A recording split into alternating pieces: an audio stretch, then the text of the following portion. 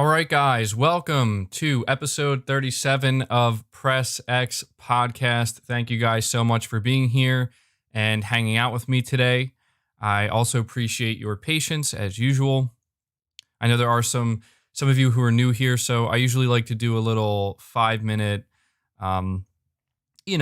just kind of intro here, or little waiting screen, I guess you could say, let people file in before we dive into it.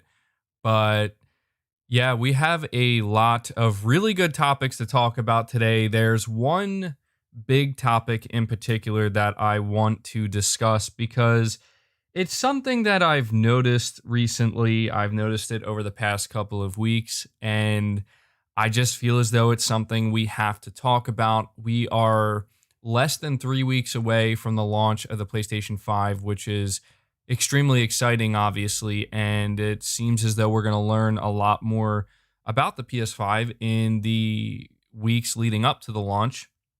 And so I'm going to give you a quick rundown of the topics that we're going to be discussing during today's podcast.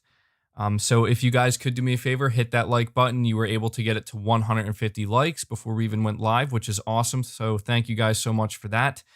But the first topic is we're just going to talk more about these PlayStation 5 review units being sent out to the media and influencers and what exactly we can expect to hear about and learn about in the, coming weeks leading up to launch. It's very likely we're going to learn about a lot. It's also very likely that, the media, anybody who was able to receive a PlayStation 5 early, they're going to be playing games such as Demon's Souls remake and Spider-Man Miles Morales and possibly Sackboy and others to review them. And that's a whole nother discussion we can have is what do we expect the first PS5 exclusive games to review like? Do we expect them to get really positive reviews? Is there a chance that they're not going to be ideal? So I want to talk a little bit about that. And the second topic, and this is like the big topic that I want to focus on, and I'm sure if you look at the title of the podcast as well as the thumbnail, a lot of people are wondering, like, what do you mean the PS5's biggest reveals like lie ahead or its biggest moments? And what I mean by that is, I think maybe not a lot of you, but those of you who kind of pay attention to the wider conversations that we hear and we see going on when it comes to the next generation of consoles, it seems as though Microsoft has kind of turned it around in the past couple of weeks. I'd say the past 4 to 6 weeks, and they've really built a lot of momentum. They've gained a lot of momentum. And there's a lot of people that I think are failing to realize that the biggest moments surrounding the PlayStation 5 are yet to be revealed and are yet to actually happen. And I'm going to get deeper into that once we get into that topic and what exactly I'm talking about, what exactly I mean. I also want you to realize that I'm not saying this as if I'm some type of insider or I have inside information. That's not the case. But I think that there are some things here that are pretty obvious that unfortunately some people are missing. And I have a feeling that when the time comes, they're going to be a little bit surprised maybe or caught off guard. So that's the main topic of the show that I'm excited to get to. I mean, obviously I'm excited about all the topics, but we're also talking about a Codemasters developer who's working on Dirt 5, and he kind of chimed in and gave his opinion as a multi-platform, third-party developer working with both the PS5 and the Xbox Series X. He gave his opinion on how big of a difference the GPU is going to make, because we know that in the Xbox Series X, there's 12 teraflops of compute power, has 52 compute units. That is where it differs greatly from the PlayStation 5, has about 36 compute units and 10.3 T-flops of power. And I talked about this in a video recently, but I really want to go in a little bit deeper here because it is quite shocking to me how a third-party developer can literally come out here and, straight up confirm our suspicions and our assumptions, which for a long time have been, hey, like there's really not going to be that big of a difference between these two consoles and third-party games. I also want to talk about Ghost of Tsushima today because I have been playing the Legends game mode, and a lot of you have been asking me to give my thoughts on that, asking me what I think about it. So we'll talk more about that. And finally, I want to end the podcast. Well, we are going to do a Q&A, hopefully, as long as we should be able to do a Q&A as long as I don't get anywhere near the 3-hour mark when going through these topics. But the final topic is I just want to talk about the next generation in general and how, based off of everything we can see right now, the trajectory that these consoles are headed in, could this potentially be the best console generation in gaming history? So I think that will make for an interesting discussion as well. So once again, guys, thank you for being here. And thank you, Unintended Studios, for becoming a channel member. Welcome aboard. Look forward to your exclusive perks. Big shout out to all of my members. Appreciate you guys supporting the channel directly. If that's something you're interested in, you want to help support the channel directly, consider becoming a channel member by hitting that join button. You do get some exclusive perks. Thank you so much for that. So before I get into the first topic, there is something I do want to talk about. Now, I'm not sure how many people are going to be listening to this podcast specifically. I know right now we have about 700 viewers, which is awesome. I don't know how many people are going to watch it after the fact, but I figured I would just talk to you a little bit before diving into the first topic about this reconstruction, I guess you could say, I have going on down in my basement, because I recently did just purchase the LG CX or C10, whatever you want to call it, OLED panel. We've been talking for a little while here on the channel about like which TV I should maybe go with. I know a lot of people are upgrading their TVs, and I thought this would be the perfect time for me to do so as well, considering, the next gen consoles are right around the corner.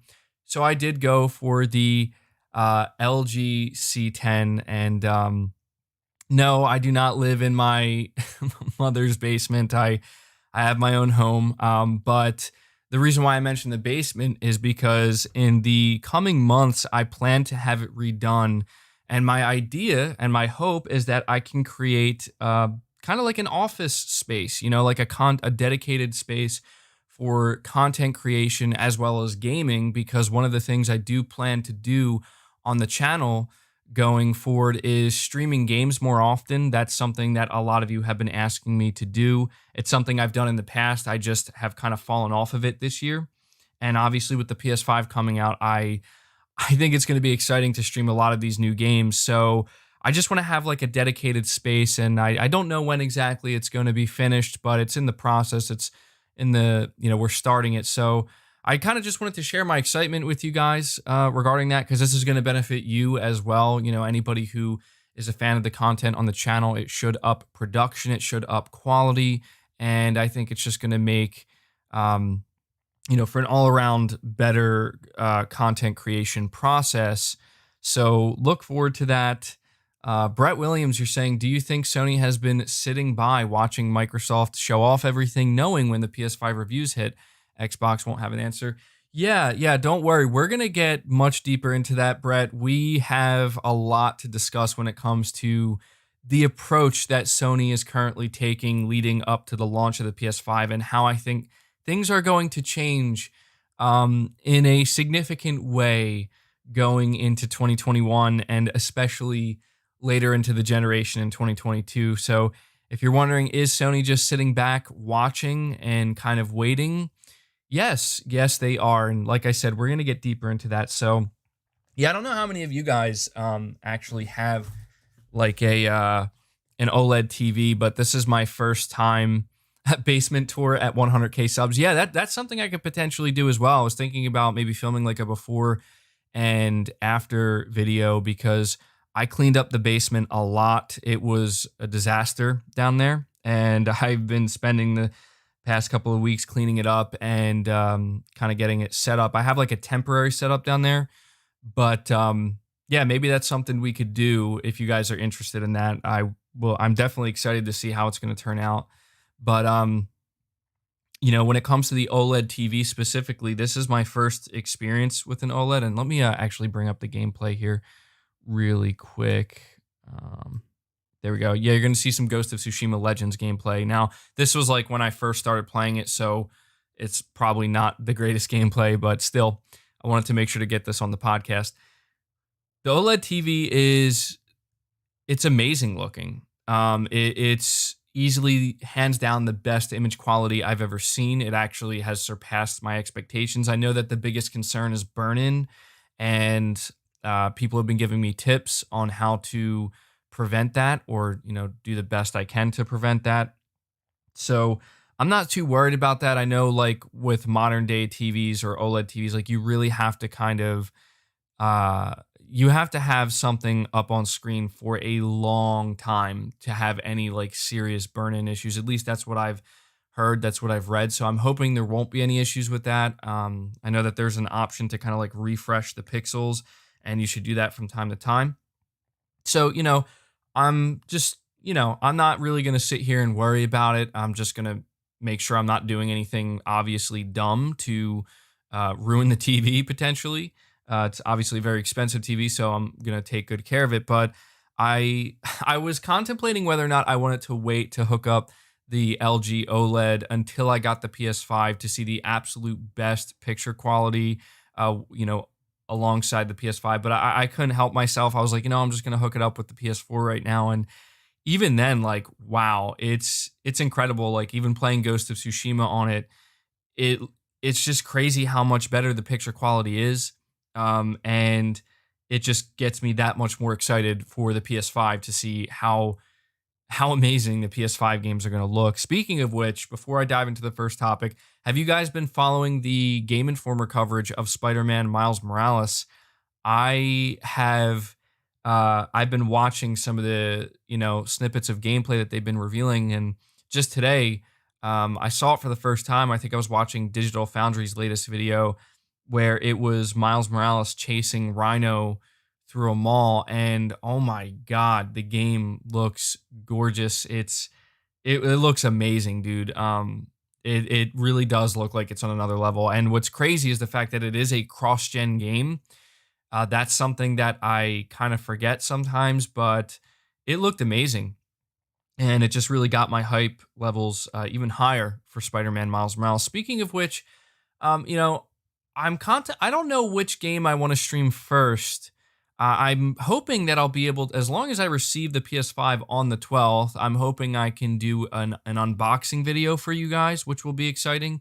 But my hope is that I'm going to be able to stream that night, stream a game for the first time, and it will probably be the first PS5 game I play.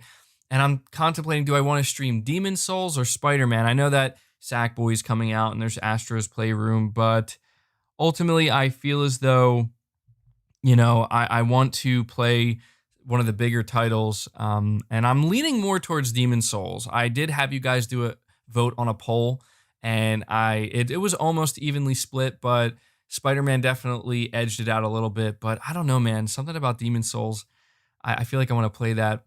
Wildlife, you're saying, haven't been following Spider-Man Miles Morales because the game is short. Yeah, I mean, I get it. There are some people who are not happy about how short it's going to be, but you have to consider like how quickly it's coming out. And it's probably going to be a solid, I'd say, if you're trying to do everything in the game, probably anywhere between 8 to 15 hours, which for me is more than enough. That's pretty good. Mr. Hamster, you're saying stream bug snacks, of course. Yeah, I mean, I'm not saying we won't do a bug snack stream. Like, I'm not saying that's completely off the table. I am saying, however, though, that that's certainly not going to be the first game I decide to stream on the PS5. So, yeah, I don't know, man. I'll stream both games, obviously, but whichever one I decide to go with, I'm going to want to complete. A part of me feels like maybe I should do Spider-Man first because it's going to be shorter than Demon Souls, so I can, like, finish it sooner. And then once we get into Demon Souls, that can be, like, an entire playthrough journey, potentially. But I don't know, man. It's going to be tough not playing Demon Souls first. So, anyway, let's dive into the first topic here, guys, as I... choke here. Let me take a sip of my rant juice. Although I don't know that I might be doing some ranting today. I don't know. But yeah, if you guys could do me a favor, hit that like button. We are already over 260 likes, which is awesome. It really helps the podcast out. Let's see if we can get it to 300 likes. But diving into the first topic, Sony has officially sent out review units of the PS5 to media and influencers, and it seems that we are going to be learning a lot more about the console over the next couple of weeks leading up to launch. We don't know exactly what they will be allowed to talk about, since there's obviously an NDA in place, but I would assume that we're going to be getting multiple deep dives. One thing I am really interested in knowing is just how fast and seamless the PS5 experience really is. I'm also excited to see how games like Spider-Man Miles Morales and Demon Souls end up reviewing. Do we think there's a chance that both of these titles could end up getting an 85 or higher on Metacritic? Not that it matters that much, but still, that would be pretty interesting. And so this is the big thing that's going to be happening, obviously. I mean, it does make me pretty jealous to see, people posting on social media the PS5 arriving, like they're getting the whole setup, they're getting the console, they're getting all the accessories, and they're just, as we speak right now, they're playing, they're enjoying it, and I'm sure it's torture for them. It's a double-edged sword, because imagine how torturous it would be if you were, privileged enough to be able to do that, and that's awesome, but you have to keep it a secret. You can't talk about it yet, or you have to wait to talk about it. That would drive me insane. Not that I wouldn't be able to keep quiet, but it's just like you're sitting there, you're playing Demon Souls, you're trying out backwards compatibility, you're testing out all the PS5's features, but you can't tell anybody about it. You know what I mean? You can't. That was something that I saw brought up too, is how like people were saying like, oh look, Digital Foundry didn't receive a PS5, so clearly there's something wrong with it. Sony didn't send Digital Foundry a PS5 because they're afraid that they're going to find out there's something wrong with it. They're going to be able to point it out and highlight it. Like, no, Digital Foundry straight up came out and said European outlets have not received the PS5 yet. When the PS5s were sent out, those who were receiving it, it's media and influencers in the West. So, yeah, I don't know why people are freaking out about that, but that was kind of funny to see. It just goes to show like how toxic it can become, where people look for anything, you know.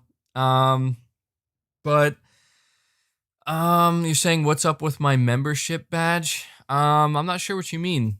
Out for Blood. I'm not sure what you mean there, but look, it's exciting because we're gonna be able to hear more about, like, I assume that all of the questions, or at least the majority of the questions that we still have when it comes to, you're saying it comes and goes. Yeah, I'm not sure what's up with that. It might just be a glitch on YouTube's end, buddy. I wouldn't worry too much about it because I can see it here on the chat. But when it comes to all of the unanswered questions we still have regarding the PS5, when it comes to the details that Sony hasn't really dived into yet, these are all questions that I assume, I'm not saying they will be, because again, we don't know what's covered in that NDA. I assume these are all questions that are going to be answered in the coming weeks. And, it's just one of these things where we're so close that I don't know, man. I'm not going to be paying, I am going to be paying very close attention, obviously, but I don't know how you guys feel. I'm just at a point where like, I've been ready. Like I have been ready. Like the wait between now and November 12th is going to feel, I don't want to say painful, but it's, how the saying goes, the waiting is the hardest part. That's literally what it feels like. I'm enjoying my time with Ghost of Tsushima Legends, but boy, I am ready to unplug that PS4 Pro and put in the PS5. Omni Highwind, you're saying, what kind of game do you think Hideo Kojima is cooking up for next gen? I think it's a horror title. I think that is what Kojima's working on. I've seen some people say that they hope it's Death Stranding 2 or some type of sequel to Death Stranding. I don't think that's the case. Unfortunately for Hideo Kojima, I don't think Death Stranding sold that well, at least at first on the PS4. Which is unfortunate because, it's a game where he clearly took a big chance. And you guys know, I love Death Stranding. I was very understanding that the gameplay was not for everyone. And I was even a little bit nervous myself when playing it. Like, I hope that I end up enjoying it, but I platinumed the game. That's how much I enjoyed it. And when you get really deep into that game, you realize like something as simple as like, yes, carrying some packages from point A to point B, because it seems like Kojima predicted the future once again, where delivery men are going to be the heroes and delivery men and women are going to be the heroes. And you know, the timing is impeccable with his games. But I ended up really enjoying it. But to be honest, I would absolutely love to see what a full-blown horror game from Kojima would be like, because all I can think about is PT and the potential that Silent Hills had.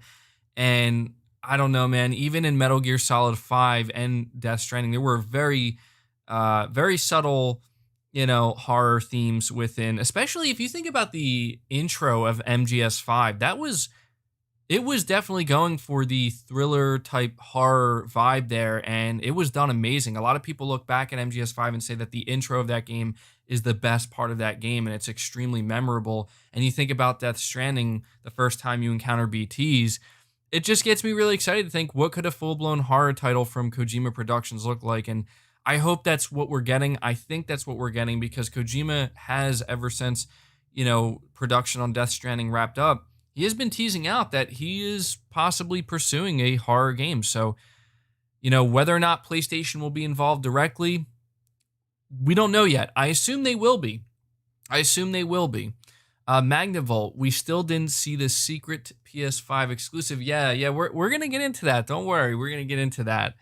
That is true. But overall, guys, there's not too much I can say on the first topic here, because it's pretty straightforward. Sony has sent out, PS5 review units for the Western media, and we don't know when the embargo dates are going to lift. I heard that on the 27th, apparently unboxings are going to go live. That wouldn't surprise me at all. I plan to do an unboxing of my own when I get my hands on it, but it's going to be interesting to watch the unboxings that are put out there first. Obviously, maybe I could do like a live reaction to it or something like that.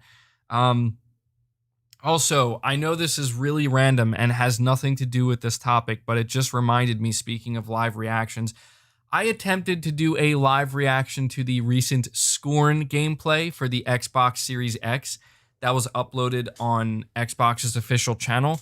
And unfortunately, I don't know, I think I'm going to have to upgrade my computer. I've been having issues where I did an entire live reaction to it, and because a lot of people have been asking me, what do you think about the Scorn gameplay, where it's one of the only other games we've seen apparently running on the Xbox Series X, and it's one of the exclusive titles, or at least timed exclusives. And I did a whole reaction to it. I even had a funny joke where I said the entirety of this game looks like the inside of a Hot Pocket, but I couldn't upload it because it was just too choppy. I don't know why. I couldn't fix it. I couldn't sort it out. So I think I'm going to have to upgrade my computer, unfortunately, or my PC. But I guess I'll just tell you guys really quickly to sum up my thoughts of the game.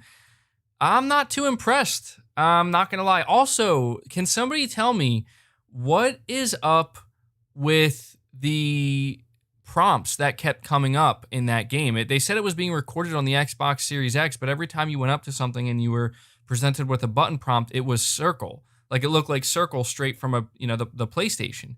And I've seen some people saying like, whoa, this game is actually being recorded on the PS5 or something. And I went back and I watched it over again, and it said at the top that it's being recorded on the Xbox Series X. So I don't know what to think of that.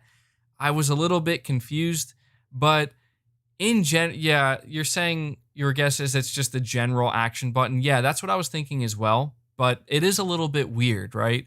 You're saying that was not a circle? Are you sure? It looked like it. Maybe it was just me. I don't know. It doesn't matter. I'm not gonna lie to you guys. Like, I'm not really impressed with Scorn. I think the premise of it seems interesting. The environment is very disturbing, obviously, and it's kind of disgusting.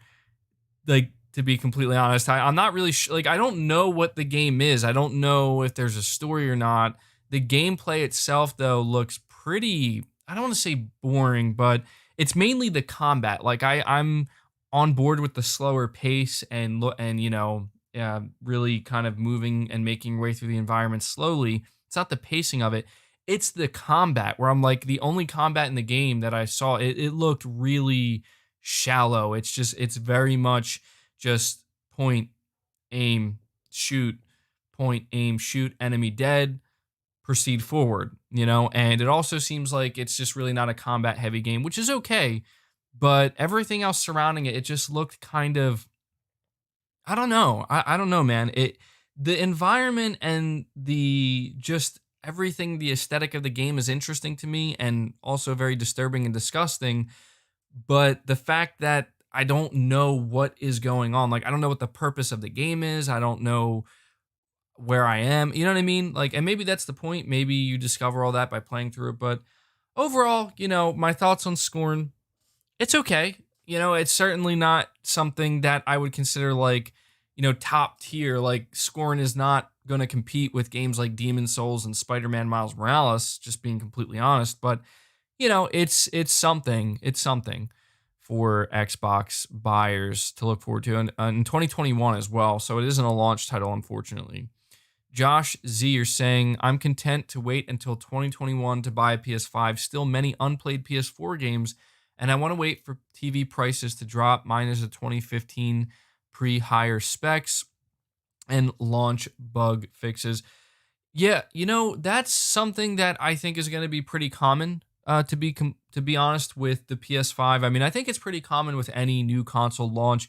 There's always those who prefer to wait because there will be bugs, especially since Sony is going all in with a completely new UI. There will be bugs. There's going to be things that have to be ironed out. And you're right, TV prices will drop, and 2020 models will probably be reduced pretty dramatically in 2021. So it's not a bad idea. If you're patient enough and you're okay waiting, and as you said, you have a lot of PS4 games, big backlog, then yeah, I could see a lot of people taking that approach. Not to mention, there are some people who are just going to be forced to do that no matter what, due to how difficult it is currently to get your hands on a PS5. So thank you so much for that super chat, buddy. But yeah, I guess the question I'm going to leave you guys with before moving on from the first topic is, what about the PS5 do you hope to learn about in the weeks leading up to launch? What is something that Sony hasn't talked about but you expect or hope that the media will discuss? Let me know in the chat and let me know in the comments down below if you are watching after the fact. But we are going to move on to the big topic that I really want to get into because, again, this is something that it's something I've seen. And yeah, so let me just read what I have written down here. We need to talk about where both next-gen consoles and companies sit right now. PlayStation and Xbox, Sony and Microsoft. I want to have this discussion because over the past 4 to 6 weeks, I've noticed that the conversation has changed a bit.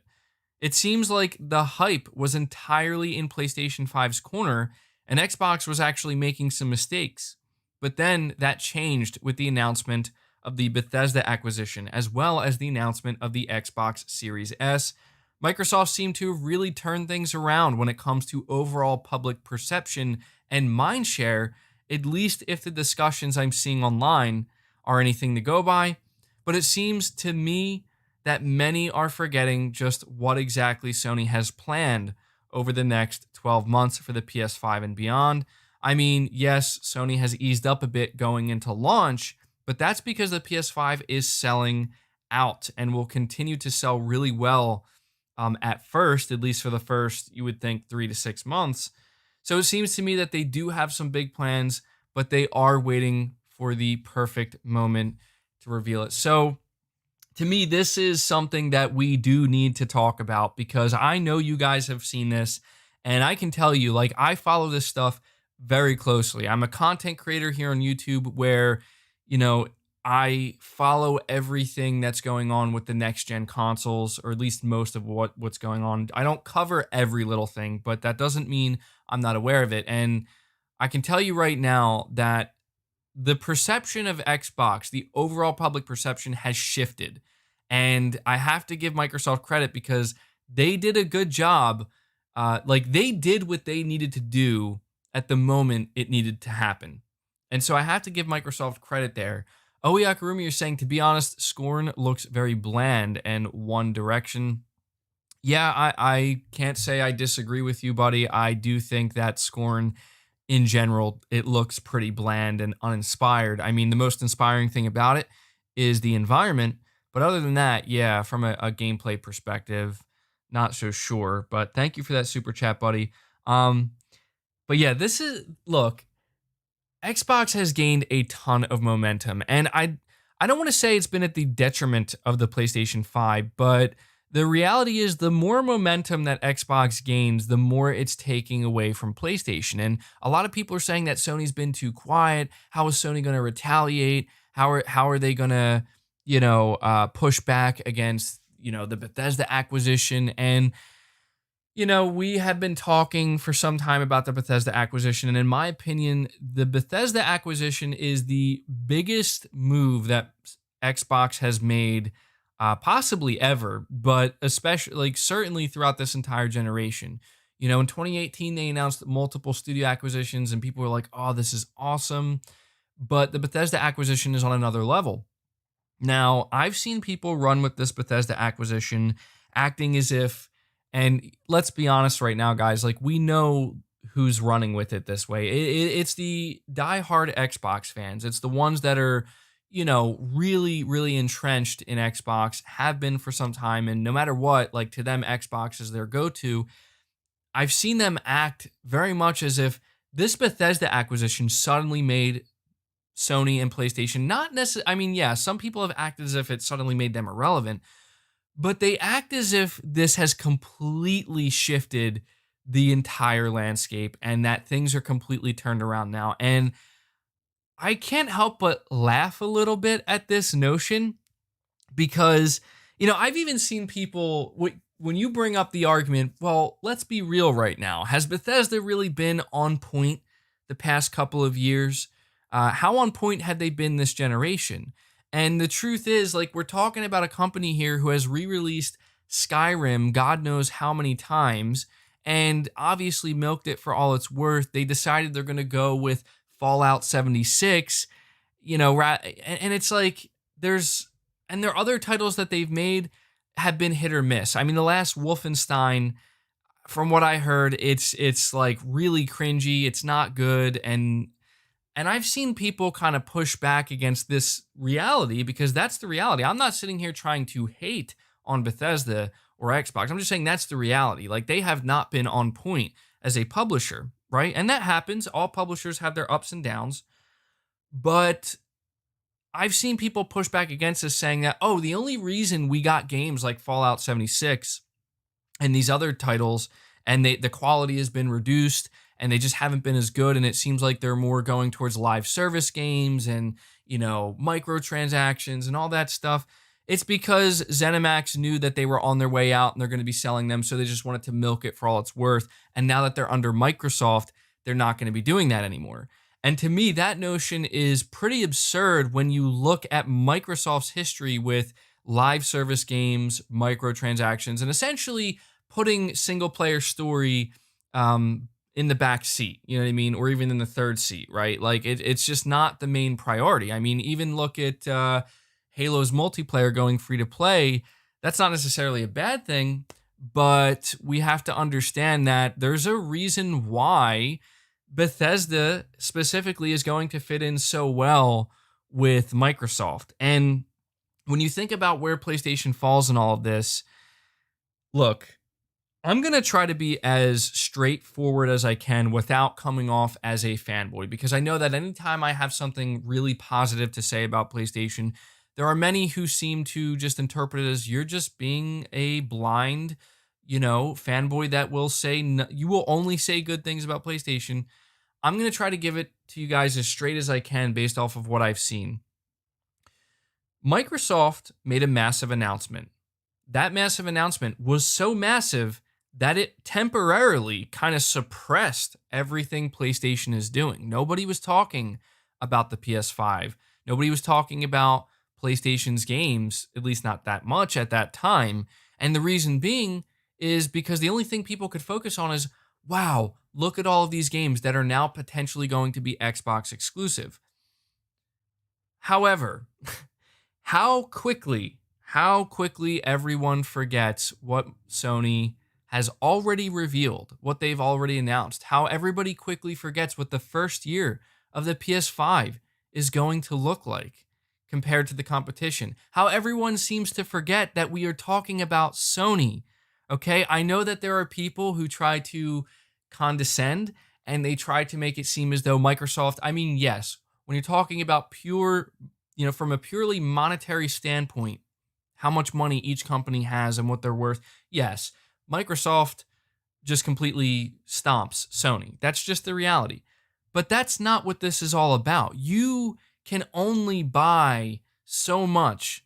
I mean, there has to be a sense of organic growth here, right? And True Witty, you're saying, MBG, did you see the scoring gameplay for Xbox Series X? It having a circle button basic as a layout. It was running on the PS5. Why would Xbox allow that? I did just talk about that, True Witty. I'm not going to go over that again. I got to finish my point I'm trying to make here, but I did see that. So you might have to come back and watch the podcast after to hear my thoughts on that. But I appreciate the super chat, buddy. But to get back to what I'm saying here, how quickly everyone seems to forget what the first year of the PS5 looks like. At launch, okay, just going to give it to you straight. The launch of the PS5, when it comes to games, compared to the launch of the Series X, it's not comparable. The Series X doesn't really have much at all. Okay, certainly nothing that you would consider AAA. So Sony already takes the cake there. They have Demon's Souls Remake. They have Spider-Man Miles Morales. They have, some other smaller games as well, such as Sackboy. And to a lot of people, Sackboy is really exciting. To some people, that is still considered a AAA game to them. But we have Sackboy, you have Astro's Playroom, you have Godfall. That's another AAA title. I mean, just giving it to you straight, the launch, they're not comparable. But how about the rest of 2021? People are forgetting Returnal, Horizon Forbidden West, Gran Turismo 7, Ratchet & Clank Rift Apart, God of War Ragnarok, all within 12 months of the PS5 launch. And I'm positive that there are games that I forgot to mention. Okay, the point is, Sony has a strategy right now in place that we don't know how fleshed out, just how great the pipeline is. But if the first year of the PS5 is anything to go by, it's going to rock people, man. I'm telling you, it's going to rock people. And this is why I yes, it's great that Microsoft acquired Bethesda, more competition. I told you guys how I feel about Bethesda games. I'm not against them. They've never really been my cup of tea. So we'll see what happens. But it's just funny to me that people are like, well, you're not going to get Starfield, man. So have fun with that. And I'm like, okay, I'm fine with that. Look, if I want to play Starfield, I'll go play it on Xbox. I don't care. It's not that big of a deal. But when I tell you right now that I'm not sitting here, and I'm just speaking for me personally, I'm not sitting here shaking in my boots because, oh no, I'm not going to be, oh yeah, I forgot Final Fantasy 16 as well. There's another one. But I'm not sitting here thinking, oh my God, I'm not going to be able to play Starfield on my PS5. What about the next Elder Scrolls? That's not me. I know that might be some people, but that's not me. For me, I saw people were bringing up a poll that I think it was Colt Eastwood who put it out. And I look, I don't care. I wasn't paying attention to it, but people kept bringing it up to me. And it is kind of funny. And I think what he asked was, and it's an interesting question. It's an interesting question. Would you trade God of War for the Elder Scrolls 6, right? And it seemed like the poll kind of, I don't want to say, people are saying it backfired on him. That's assuming that he made the poll basically saying that, obviously everybody's going to choose Elder Scrolls 6. I don't know that was his intention, but I thought it was interesting to see the results. I think it was about 65 percent. I think it was about 65% or something like that said no, as in we'd rather keep God of War over getting Elder Scrolls 6. towards I think 30 or 35% said yes. And it just goes to show, guys, like, this is where I'm not downplaying Elder Scrolls 6 because it's a huge game. Like, when Elder Scrolls 6 drops, that's going to be massive, absolutely massive for Microsoft and Bethesda. But I would argue that God of War Ragnarok is going to be even bigger than that. And if you were to ask me, and this is an extremely easy question for me to answer because I've never been a fan of the Elder Scrolls. I'm not gonna lie. That is one game series that I just never understood. Like, I never understood the hype around it and what people consider, like, why it was considered so great. Again, not hating on it. That's just me being completely honest. Like, I've just never got into it. I'm more of a Dark Souls guy, not an Elder Scrolls guy. I guess maybe that kind of, helps you understand. But yeah, I'm good, man. Like, I would not trade God of War for a single Bethesda game. And I know that I'm starting to compare Bethesda games to Sony's games, and that's not really what this conversation is meant to be about. But what I'm really trying to, like, make you guys become aware of is all those games I just listed that that are coming out within the first year of the PS5. Do you realize how many other games Sony still has yet to announce? People who think Silent Hill isn't real, brace yourself. You better brace yourself. It's real and it's coming, and it's going to be a PlayStation 5 exclusive. It may come to PC, that I'm unsure about, but I can tell you it's not going to go to Xbox. I've seen a lot of people saying I've given up on it. Relax, okay? There's no reason whatsoever for Sony to reveal Silent Hill right now. Look at what they've revealed so far. Do you think they want to reveal everything at once? Do you think that they want to do that? Or do you think that maybe it would be in their best interest to save it for a moment when it would, when they need to sell more consoles and basically reignite the hype? Because I'm telling you guys right now, like, you have to look at the situation currently where Microsoft, they needed the Bethesda announcement. They needed that. And I will tell you, they announced it at the perfect moment where they needed to. Do you think Sony needed to announce Silent Hill? Do you think they needed to announce Metal Gear Remake? Do you think they needed to announce that? Do you think these games aren't real? Do you think that Guerrilla Games doesn't have another AAA title in development? Do you think that Naughty Dog doesn't have multiple titles currently in development? You have The Last of Us multiplayer. You have their new IP they're working on, potentially a third project that I'm unsure of. Do you think that Sony needed to announce the AAA cinematic adventure title that could potentially be a new Uncharted or a new IP, or maybe even The Getaway that's being developed by Sony San Diego, their secret AAA team that is currently working on it? Do you think they needed to announce that yet? Do you think that they needed to announce, on top of announcing the next God of War, the second title, new IP that's in development at Sony Santa Monica? Guys, I'm telling you right now, like, people are not ready for the amount of stuff that Sony has in development. And if you don't believe me, once again, look at their pipeline right now. And I'm not talking about games that are unannounced that could be announced. I'm talking what's right in front of our faces, what Sony has revealed, what we will be playing over the next 12 months. That tells you all you need to know. And I don't think Sony is quaking in their boots right now because they won't have Bethesda games. Does it mean they might have to consider diversifying a little bit? Like maybe trying to make their own Starfield competitor, maybe their own Elder Scrolls, or Avowed competitor? Yeah, potentially. But these are the things that people quickly forget. True Whittier saying Sony has a long history of creating new IP. However, have you noticed all of Xbox IPs are bought? Gears bought Epic, Halo. I guess you're saying how they're bringing their IPs, their same IPs to PC. Yeah, that's the thing. I think that that's something we definitely still desperately need to see from. We need to see that from Microsoft. We still need to see more new IP, I believe, like AAA IP.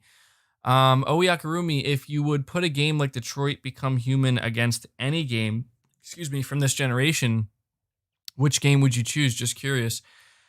Against Detroit Become Human, any Xbox game from this gen? That's a tough one. I don't know, man. I don't know. Maybe Quantum Break, potentially? I mean, I don't know. They're two very different games, so I can't really think of a game that Microsoft has that would be put up against Detroit Become Human. But thank you for the super chat. The 1B 22,000, you're saying, I said it before and I'll say it again. Microsoft didn't have the talent. Buying Bethesda was not only smart, but a necessity. I hope all of those games are exclusive. This will level the playing field. Yeah, I agree. I mean, look, I'm not saying that people who are fans of Xbox, like the big Xbox fans, I'm not saying they shouldn't be hyped about the future of Xbox, because the future of Xbox looks brighter than ever. Anybody who's been listening to this podcast over the past couple of weeks, you will know that I have been in Xbox's corner saying that the amount of potential that they have there now is overflowing. It's just a matter of will they realize it. Sony had that potential during the PS4 generation, and they realized it during that generation, and they're going to continue to realize it and expand upon that going into the PS5. That's the main difference between where Microsoft and Sony still sit, regardless of the Bethesda acquisition. The Bethesda acquisition basically just adds a lot more to their plate of their potential. You know, I guess you could say their plate of potential, whatever you want to call it. It just, will it be realized? You know, Brett Williams, you're saying Microsoft as a company is founded on buying tech and exploiting it for profit. Some things never change. They lack creativity. Hey, man, I wouldn't be so hard on Microsoft in that way. I will say Microsoft is pretty damn creative. Did you not see how they sent out actual refrigerators that are Xbox Series X's? They sent out Xbox Series X refrigerators to Snoop Dogg and iJustine, and I'm not sure who else, but come on. That's pretty creative. Now, I've said, and obviously I'm making a joke here, but I still think it's pretty funny. Like, I was hoping for refrigerator-sized trash cans to be sent out, because of all the trash can memes. It would have been much more cost-effective than a full-blown refrigerator, but hey, I'd say that that's pretty creative. So thank you for the super chat. We also have Shinki Day. Hopefully I'm saying your name correctly. You're saying Microsoft is planning to catch up while PS4 continues to drive on the PS4 success. Sony does not need to do panic moves now. They are leading. Yes, and that's the thing. People assume that because Sony isn't reacting immediately to this Bethesda acquisition and they're not in panic mode, people are assuming that that's because they're complacent, and that is far from the truth. You guys need to think about, look, I know that there's a lot of people who are like, oh, I don't ever want to hear Jim Ryan talk again because he lied about cross-gen games. Whatever. It is what it is. It's water under the bridge at this point. I will admit that Sony dropped the ball with the way they announced cross-gen games. I think that it was a mistake.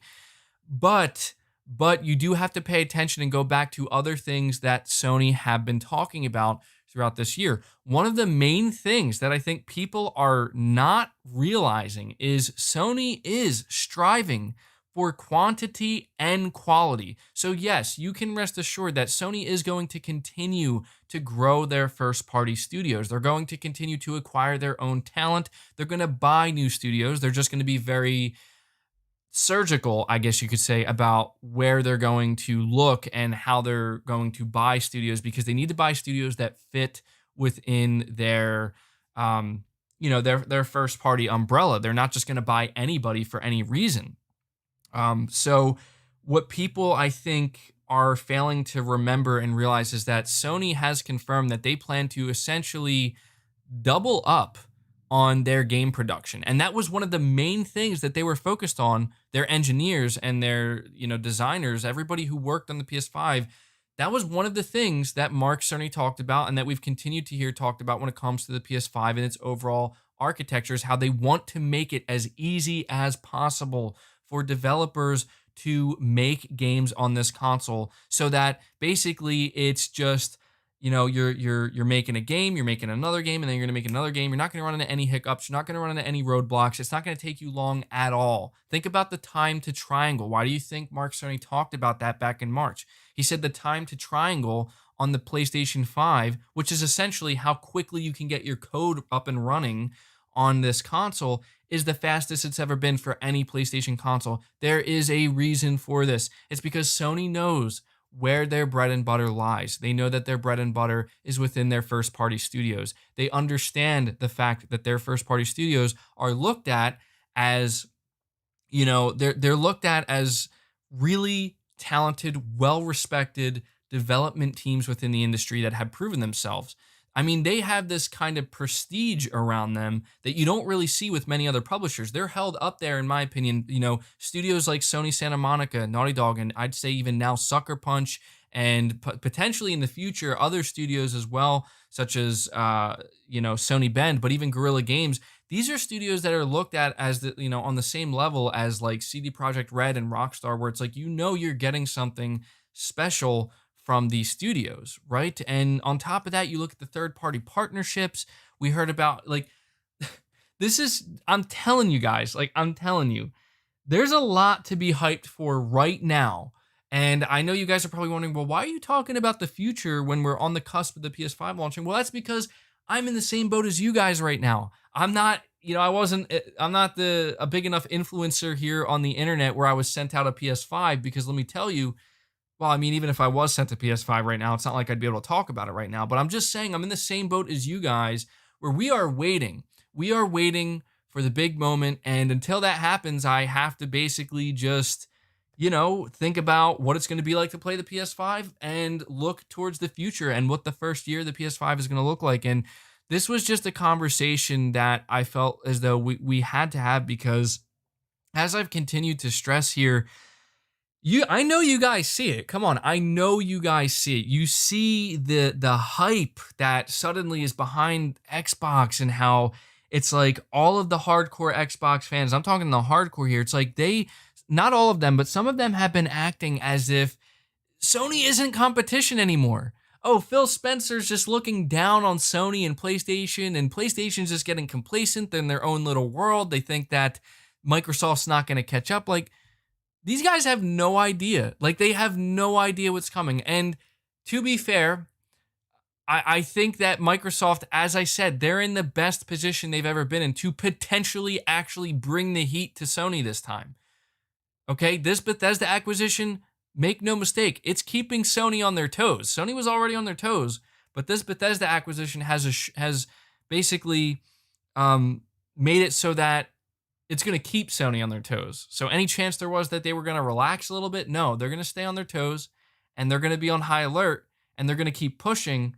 And it's in Microsoft's best interest, obviously, to continue to do the same, because they are still playing catch up. That's just the reality. Halo Infinite isn't launching this holiday season. We don't know when it's going to launch, and we don't know what it's going to be like. We don't even know what we don't even know what 2021 looks like for Microsoft games, honestly, when it comes to the bigger titles. We don't know, what Bethesda games are launching in 2021 for Xbox. Are we going to have to wait till 2022 and 2023? And the big question is, if by the time, Microsoft really, they're starting to fire on all, on all fronts here, because they do have a lot of studios and they're just pumping content out left and right, there's no guarantee that the quality of that content is going to be as consistent as we've seen from Sony's first-party studios. There's also no guarantee that, they're going to be the only ones doing that. Because as I said, if you think Sony isn't also going for quality and quantity, well, come on, guys. Just look at the first 12 months of the PS5. That is quality and quantity. You're seeing it. Is anybody questioning the quality of a game like Gran Turismo 7, of a game like Horizon Forbidden West? I don't think so. What about Ratchet & Clank Rift Apart? Are we questioning the quality of that game? We're not. I mean, we're getting Spider-Man Miles Morales and Ratchet & Clank Rift Apart potentially within the first 3 months of each other, of the PS5 being out. Grant, you're saying PS5 is starting with God of War, Horizon, Demon Souls. We had to wait years on PS4 for those. On PS5, we'll get multiple entries in these series plus new IP. See, that's it too. People are wondering, wow, why is Sony so eager to get out Horizon Forbidden West and God of War so soon? The amount of people who were shocked, absolutely shocked, to see God of War Ragnarok is hitting a 2021 date. There's a lot of people who don't believe it, but mark my words, you think God of War Ragnarok is going to get delayed? It's not. It's not. And you're going to be shocked to see it's not. Now, is it going to be cross-gen? Well, that's a conversation for another time. I'll tell you right now, I don't care anymore. I don't care. God of War can come out on the PS4. It's not going to stop me from enjoying the hell out of it on the PS5. That's a conversation for another time. But I will say that the fact that these games are coming so soon, there's definitely potential that any game that's coming out in 2021, not any game, but, a game as big as God of War, it might be cross-gen, It depends on what Sony's plan is. They could also leverage God of War as a PlayStation 5 only exclusive during holiday 2021 to basically skyrocket PS5 sales.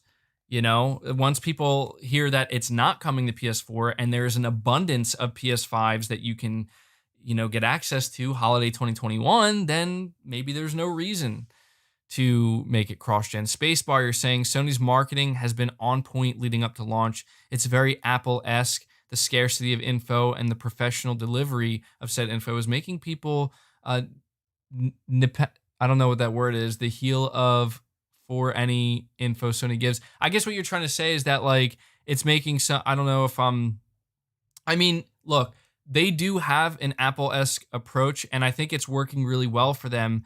But it's because Sony knows that, like, when they are ready to announce something, it's going to be something that people pay attention to. But especially with the bigger announcements, and thank you for the super chat, by the way, especially with the bigger announcements, guys, like, do you think Sony couldn't have showed off the first ever God of War gameplay, Ragnarok gameplay, at their last event? If they wanted to, they could drop it right now. And I'm just being honest with you guys.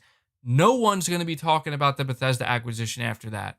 No one. Nobody's going to be talking about Starfield and Elder Scrolls 6 and Avowed and and Fable, these games that are years away, when they see God of War Ragnarok gameplay dropped right in front of them that looks utterly insane, and it's coming as soon as next year.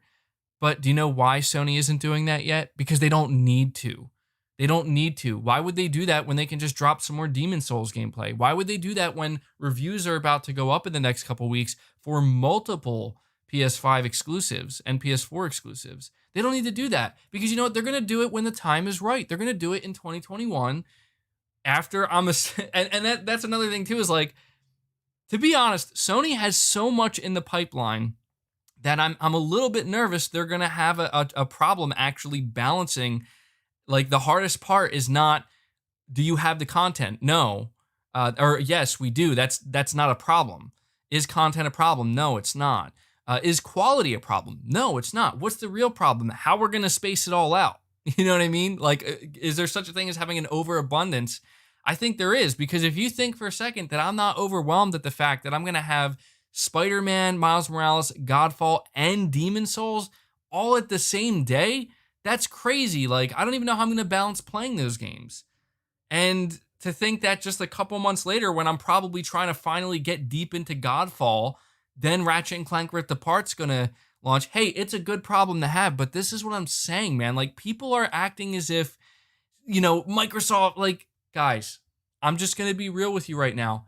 If you're investing in an Xbox this holiday season, you're still going to be playing the same game you've been playing for the past couple of years on Xbox, and that is the waiting game.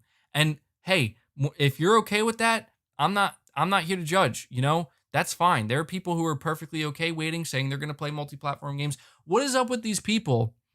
What is up with these people who act like, well, I'm just going to buy my PlayStation and it's going to collect dust, because I'm just going to be playing the exclusives on it. Well, I'll tell you what, buddy, if that's the case, if you're just buying a PS5 to just play the exclusives, be prepared to have that console hooked up at all times, ready to go, because there's going to be exclusives clearly dropping on a month-to-month basis, 2 to 3 months max. So you're going to be booting it up quite a bit. We also have Josh Z. Once again, you're saying, the only games I care about being cross-gen is the rest of Final Fantasy VII Remake. Yeah, we're going to see about that. I know Final Fantasy 16 is coming out. I don't know if that's going to be cross-gen or not. I don't think it's going to be. We're going to have to find out about that one.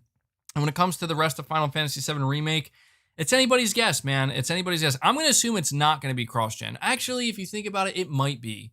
It might be, since the first one did launch on PS4, and it's like a I don't know. I don't know, man. That's anybody's guess. Brandon, you're saying someone called the amazing Lucas to sing Starfield's praises, saying it beats any Sony game because it's a new IP and made by one of the best game companies ever. That was the caller's reasoning. Okay, it was a caller. Yeah, I don't know if I agree with that. Like, look, I think Starfield has a ton of potential, and that could be the next massive Xbox hit that they desperately need. By the way, did the stream cut out for you guys? If you could tell me real quick. Did the stream cut out for you guys? Because on my screen, it like, okay. On my screen, it just went blank for a second. So, all right, we're good. We're good. All right. Thank you. I just had to make sure. Don't want any technical issues. But when it comes to Starfield, like, look, we know very little about that game. I think Starfield will be the game that really either brings Bethesda back to their like what they were known for, like their golden days, their glory days, or it's going to do the opposite. It's going to basically disappoint people and be like, wow, like the first new IP from Bethesda in how long? And it's terrible. Now, I don't think it'll be terrible, but the expectation is high. And I will say that Bethesda need to work on repairing their reputation after, I'd say, specifically Fallout 76. They need to work on repairing their reputation. And I don't know if they're going to be able to do that as effectively as they need to do it. And so it will be interesting. I mean, Starfield could be the first game, truly. I mean, we would assume that, wait, isn't Halo Infinite supposed to be that game? But I imagine MVG is built like Austin Evans body-wise. Nothing against Austin Evans, but I'm definitely a little bit more, I'm not, I mean, no, I don't look like Austin Evans. I'll just say that. Nothing against that guy, though. But I got to make that clear. Like, yes, I'm a little bit out of shape now, but I'm not like a twig or something like that. But, I think Starfield has the potential to be the first game that's really going to give Sony a run for their money in terms of, look, see, Microsoft can produce platform exclusives that are on the same quality level as Sony's, but we don't know. It might not be anywhere near that same level. So, Spacebar, you're saying all of my friends are getting a PS5, a couple of Xbox switchers. The brand itself is on another level compared to 7 years ago. I feel optimistic for Xbox, but that in itself is a big mountain to climb. Yeah, dude, that's the thing is like, how quickly until the Bethesda hype dies, right? And I'm not saying that to be like, oh, it doesn't matter, because as I've spoken about it numerous times, saying it is a big deal. It's an industry-changing move potentially, but how quickly until it dies? You're saying Austin Evans isn't a twig though. One can see that he lifts. I'm going to be real right now. I have not watched an Austin Evans video in probably 2 years. So I don't know. I guess I apologize if I offended him or something. Like, if I'm not trying to offend anybody, like maybe he is ripped. I don't know. I haven't seen him. I just assume he was like a skinnier guy. So I don't know. You guys can let me know. It's besides the point we're trying to make here though. But Oyakarumi, you're saying, let me rephrase the question. Putting a game like Detroit Become Human in the hands of a gamer, not knowing that it's a next-gen game against any Xbox game from this gen, do you think they would tell the difference? Oh, okay. That definitely clears it up a little bit. You guys are saying he's a skinny guy. Okay, I thought so too. Like, I've watched him a long time ago. Is somebody trying to are you guys trying to mess with me, convince me that Austin Evans is now suddenly ripped? I don't know. But to answer your question, Oyakarumi, I don't know. I feel like, yeah, I feel like they, like, let me put it to you this way. And again, if I'm reading your question correctly, you're saying any Xbox game from this gen, do you think they would tell the difference? So basically, if somebody were to give the controller to somebody who's not following gaming, and they were to show you, they were to say, play Detroit Become Human on a PS4 Pro, and then they were to give you, say, I don't know, what's a more recent Xbox game that released? I'm trying to think of something that has something closer to the, photorealistic graphics. I don't know. But let's just say, I don't know. I guess we could say Quantum Break, maybe. Not Battletoads. We can't do Battletoads. That's unfair. Gears 5. Ori 2. I mean, I think that there's a chance if you were to try to convince somebody that Detroit Become Human is a next-gen game graphically versus a game such as Gears 5. I mean, Gears 5 looks really good, and if you were playing it on the Xbox One X, maybe they do compete there. But if you were to say maybe like Halo Infinite, which is even that's supposed to be a next-gen game, honestly, dude, I think I think you could convince a pretty decent amount of people that a game like, Detroit Become Human is a next gen title, because that's one of the more graphically stunning games, right? And it goes to show like what the PS4 Pro can be capable of. To whereas on Xbox, a game like Gears 5 does look good on the Xbox One X for sure, but they are two very different games. But if you were to put it against, let's say, Halo Infinite, well, then you're probably thinking, okay, I think at that point, Detroit Become Human has the advantage for sure. So hopefully, I'm answering your question correctly, or I'm answering it to the best of my ability. But I will tell you right now, I guess, just to kind of wrap up this big conversation we're having, I do not understand why there are so many people suddenly who, and I can assume it's because it's kind of like a high, I guess, if you want to relate it to that. We're talking about people who are so invested in Xbox, who have stuck with Xbox through the darkest times. And I'm talking about, like, you guys who've been following me for a long time. I used to be an Xbox guy. I used to be in that boat where I'm like, it's going to get better. It's going to get better. And I waited literally years and it didn't get better. And I'm like, I can't do this anymore. I need to I need to go play some PlayStation games. And I these guys who've stuck with it through the darkest moments and are still okay with the idea of waiting. I get it. It's because the future, in their opinion, looks really bright, and maybe it does look bright for Xbox, but I guess it's kind of like a high for them where it's like, oh my God, like Bethesda, 23 studios, yes, like, and it's just like, guys, like, whoa, like, let's not jump the gun here. And it's like, no, PlayStation's done. You think Xbox is competing with PlayStation? Nope, they're competing with Google, they're competing with Amazon. I'm like, wait, whoa, like, what are you talking about? And it's just they begin to completely disregard, like, they become delusional. That's what I'm trying to say. They become delusional to the point where it's like, guys, you need to realize that this is a huge move, and it's perfectly okay to be extremely enthusiastic and excited about the future potential now that Microsoft has Bethesda and they have so many studios and there's going to be so much content. That's awesome. Even I'm looking forward to that. I am looking forward to that.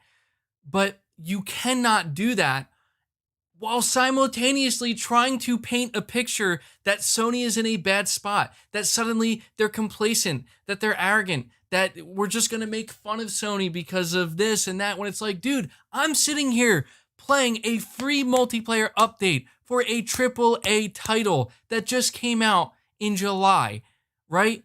And I still don't have the PS5. Like, I'm still getting new content. And when I get the PS5, I'm going to be literally overwhelmed with the amount of stuff that there is to play. And I have a feeling that going into next year, I'm still going to feel overwhelmed at the amount of stuff I had to play. So I just don't get it, man. I just don't get how there's so many individuals out there who can still try to make it seem as though Sony's in some kind of bind. They're in some kind of tough spot. How are they going to be able to compete?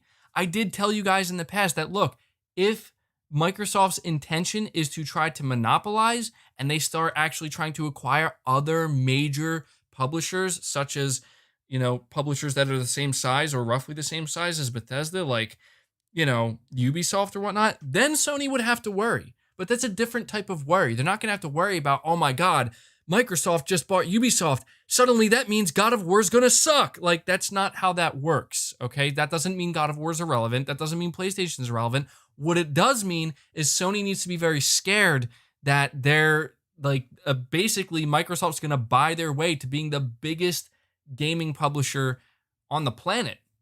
And that could be a problem for Sony, not in terms of quality, but just in terms of volume, right? Lorenzo, you're saying Sony is like Goku. They'll continue to rise to the challenge Xbox's Gohan, unlimited potential, but lacks dedication to pure gaming. Interesting. I like that analogy there. And thank you from Dark Blood. I appreciate that that donation, and thank you for all the super chats, guys. But I'm just getting heated because, I just feel like people are trying, not everybody, okay, not everybody, but there are certainly, I know you guys see it. There are those who are just trying desperately to downplay the situation when it comes to PlayStation and the PS5 and going into the future. And we've been dealing with this all year. We've been dealing with it ever since the PS5 was even announced, right? Like where it's like, oh man, at first it's not powerful enough. It's not powerful enough. It was a rushed console. They clearly rushed it because they heard what Microsoft was doing with their 12 T-flops, and they're in trouble now. And so, what's Sony going to do? And I admit, I bought into this. I fell for it. I fell in the trap, man. I was like, no, that's not true. Sony's going to have 13 T-flops. But what Sony did, yes, I made myself look like a fool by claiming that. But what Sony did was they came out and they were like, yeah, it's 10.3 T-flops. We focused on the SSD, we focused on IO throughput, and at that time, I had no idea what any of that meant. Like, I didn't know what that meant for games, and so all I could think was, oh man, T-flops, they don't have enough T-flops because I let Microsoft get in my head.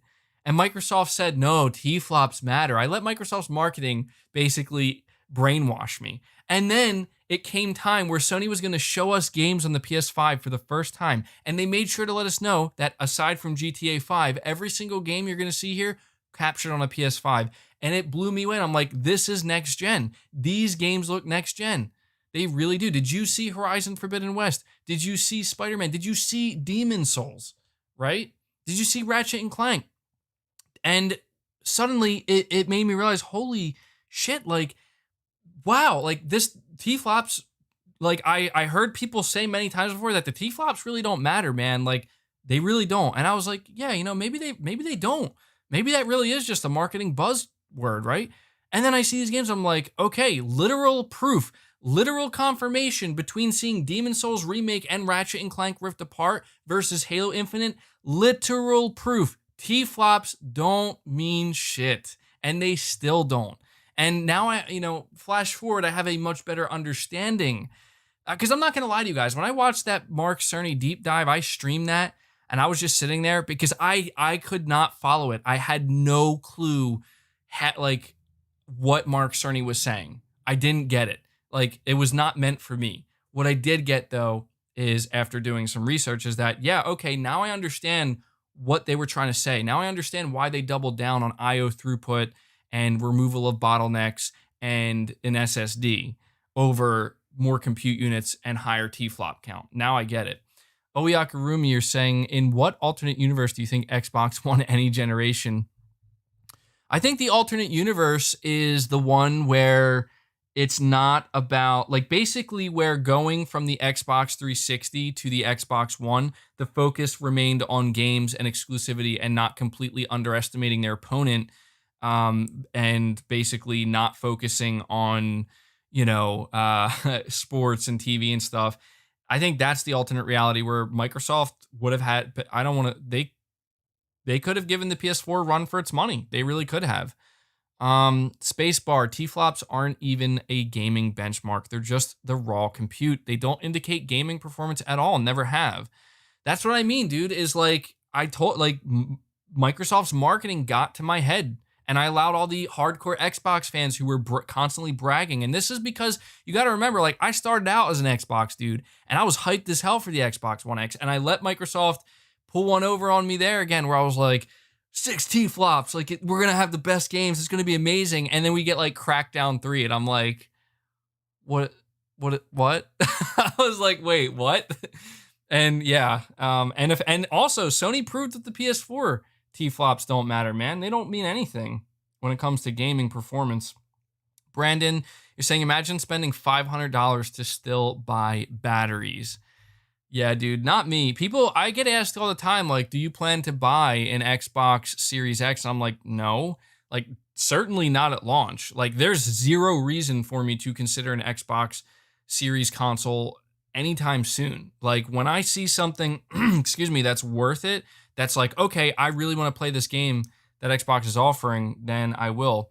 Also, once again, idle gameplay here. Although I think the Ghost of Tsushima main menu is pretty cool to look at. I don't know how long this is going to go on for, just staring at this menu. I went through all my footage. I must have missed this, so apologies for the idle gameplay in the background. But again, I think Ghost of Tsushima's main menu looks pretty cool. But I can't. I told you guys, like, I really wanted to double down on this topic because when I say in the title, PS5's biggest reveals are coming. They lie ahead. Like, the same can be said for Xbox, but I'm telling you, like, people who think that Sony isn't saving the biggest, most important stuff for when they're going to need it, because you think they need it right now. You think Sony does not need to do much right now because PS5s are sold out. That doesn't mean they're not going to continue marketing at all. That doesn't mean they're just going to forego marketing. No, but I'm telling you, man, like, do not be shocked. Do not be shocked when you see Silent Hill announced as a PS5 exclusive. Do not be shocked when the Metal Gear remake is a real thing and it's going to be a PS5 exclusive. Okay? Do not be shocked when there are other things that we're not even thinking about yet that are announced. Morgan, you're saying people seem to forget that studios become stagnant under the Xbox umbrella. I wouldn't hold my breath on Bethesda returning to its former glory. And I'm not, dude. I'm telling you right now, I'm not holding my breath. Like, again, nothing against Bethesda, but they've never been my cup of tea. And I just highly doubt that suddenly, because they're under Microsoft, they're going to become my cup of tea. That doesn't mean I won't pay attention to their games or, give them a chance.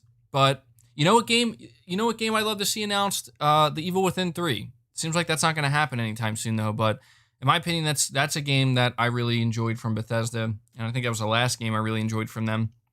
I just never got into like Doom. I never got into Wolfenstein and games like that. So nothing against them, but yeah, it's going to be interesting, guys. Like I am so interested in seeing what 2021 is going to be like in terms of announcements. I say that because, like, we know, I can't stop hammering on this point because is it just me? Or is it kind of shocking how many titles Sony has announced already exclusively for the PS5? Like, is it not, like, is it just me, or is it shocking what the first 12 months of the PS5 looks like? Now, granted, there is one last thing I gotta say here. Granted, yeah, maybe Sony, maybe they're getting a little bit cheeky here and they're like, you know what? We know that either Horizon or God of War, we know they're gonna get delayed, but let's announce it anyway to build hype. Is there a chance they could have done that? Yeah, like, and you could say, oh, well, they didn't show God of War Ragnarok gameplay because it's not ready. No. Listen, I'm almost certain that there is a massive gameplay chunk that's already been carved out that's just ready to go at any time.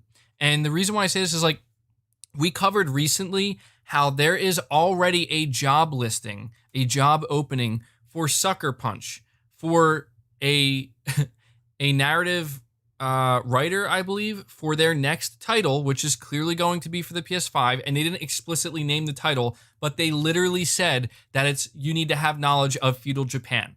Okay, guys, it's Ghost of Tsushima 2. There's no way around it. It's the next Ghost of Tsushima, and what's incredibly exciting is this. People are like, oh, how can you even be excited for that? It's just a job listing. It's years away. It's just like when I covered Days Gone.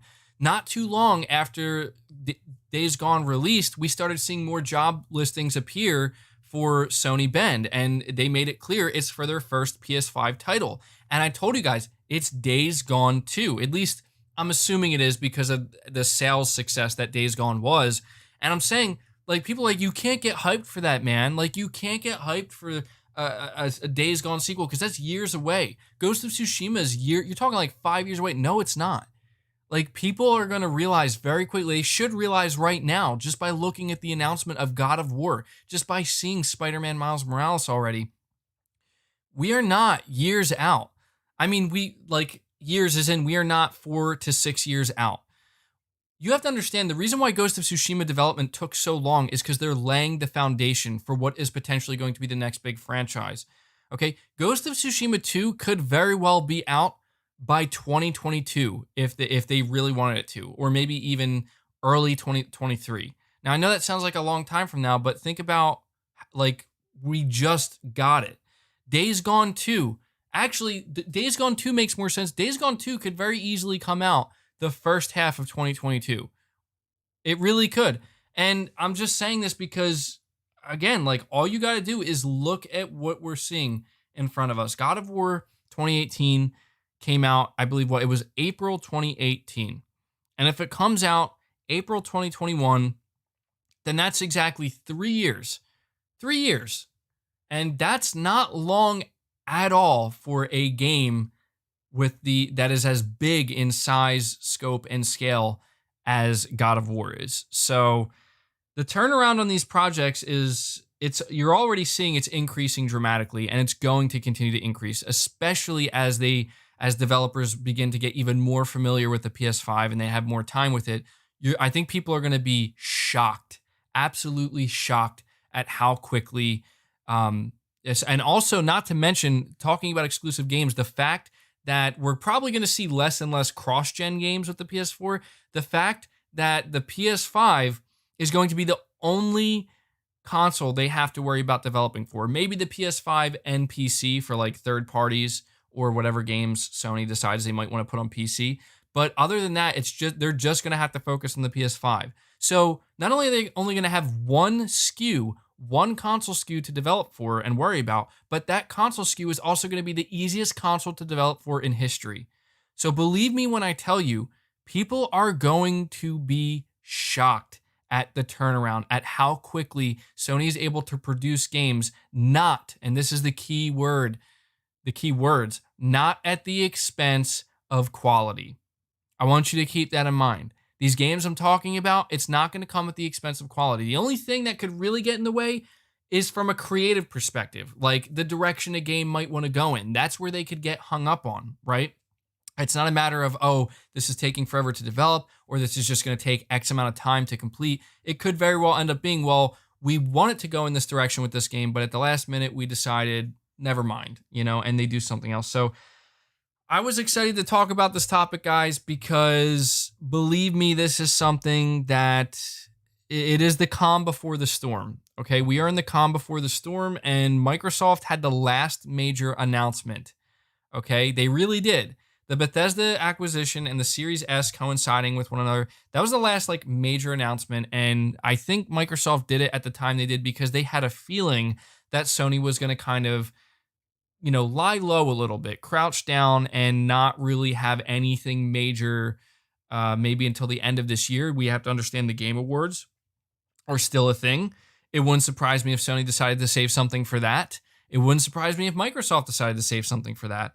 But when I tell you that 2021, guys, 2021 is going to be an absolutely insane year for gaming.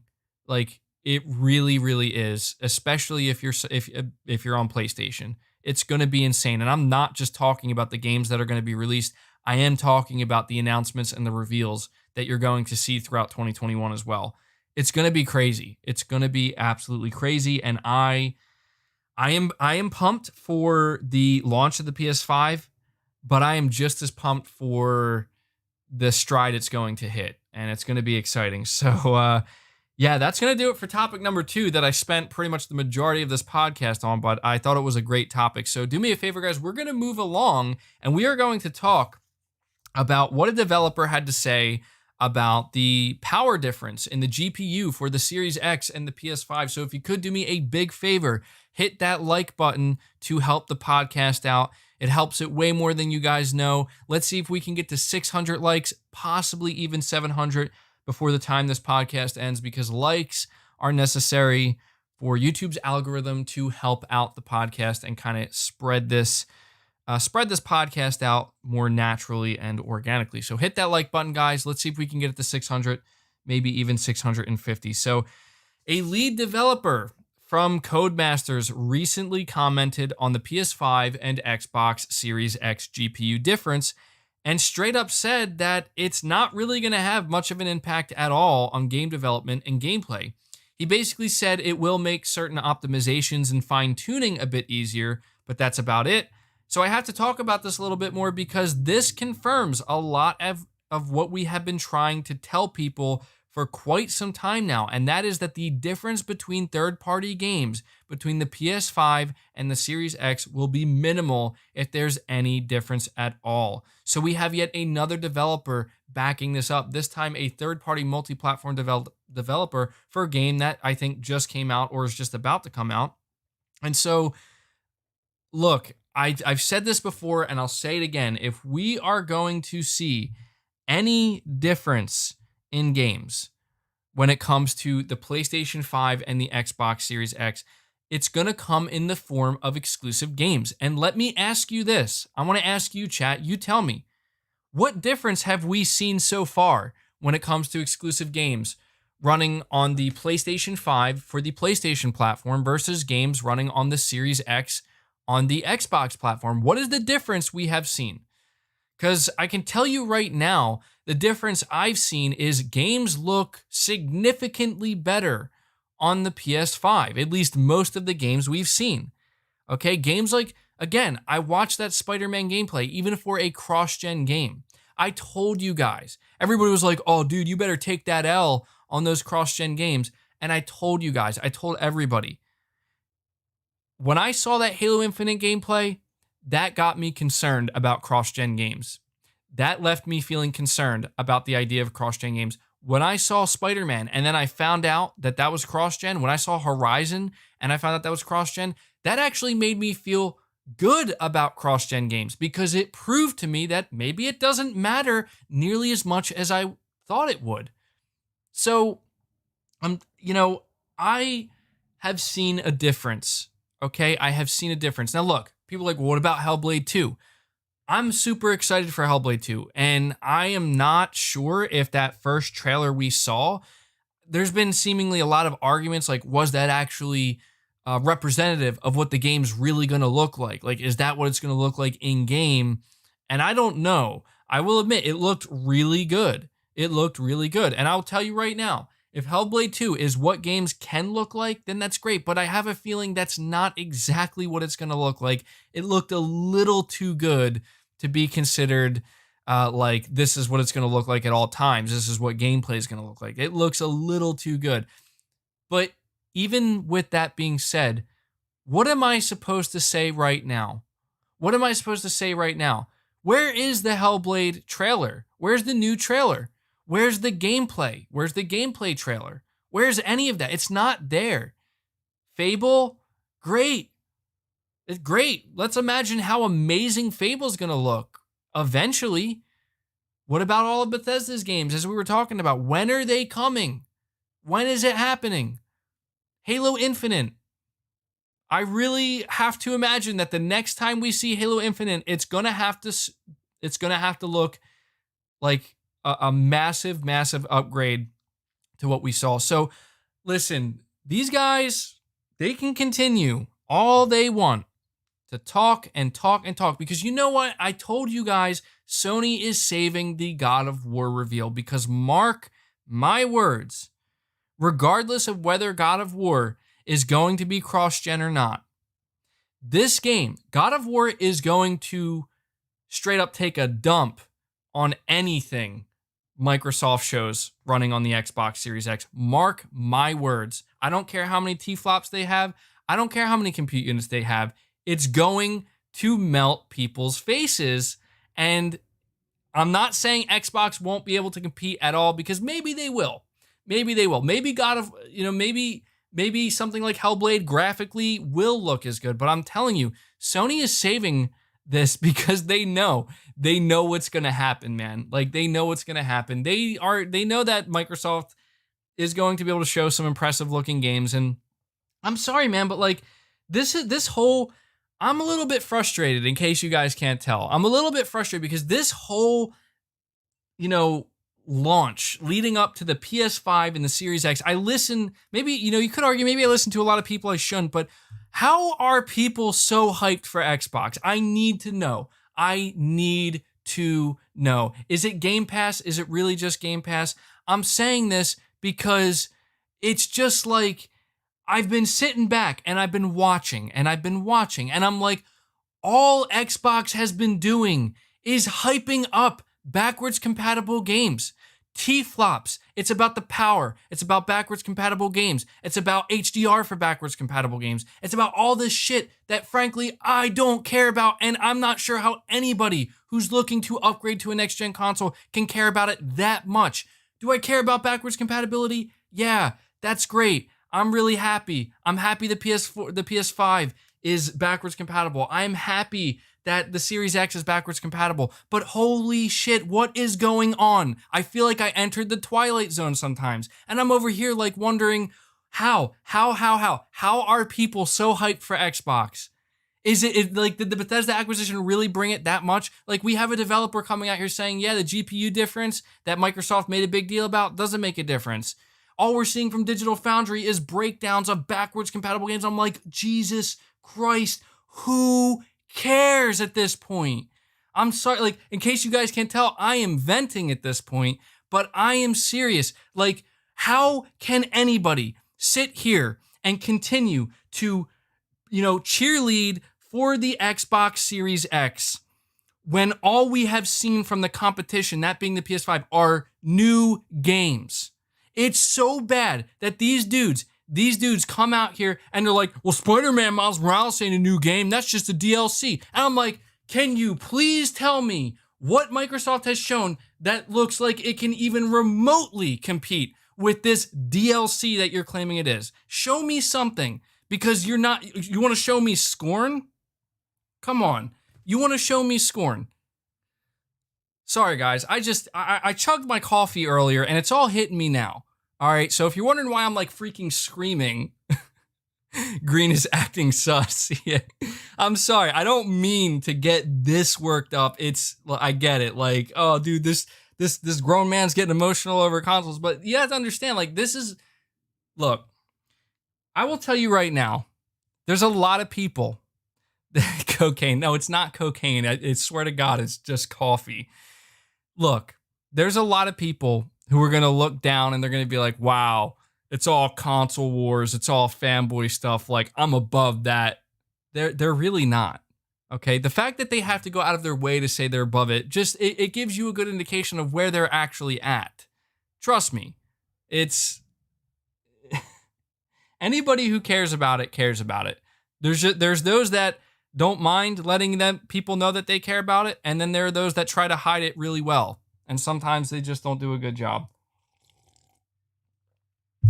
Surely you guys understand that. Primal Plasma, Xbox Series X shills are bought and paid for by Microsoft. I'm not trying to make it sound as though,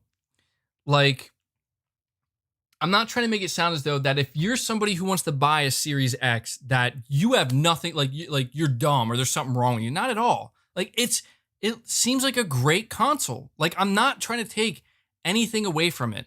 The only thing I'm trying to do is understand like how people can actually be excited to go into the launch of the Series X, knowing that the focus is on everything but the new damn games.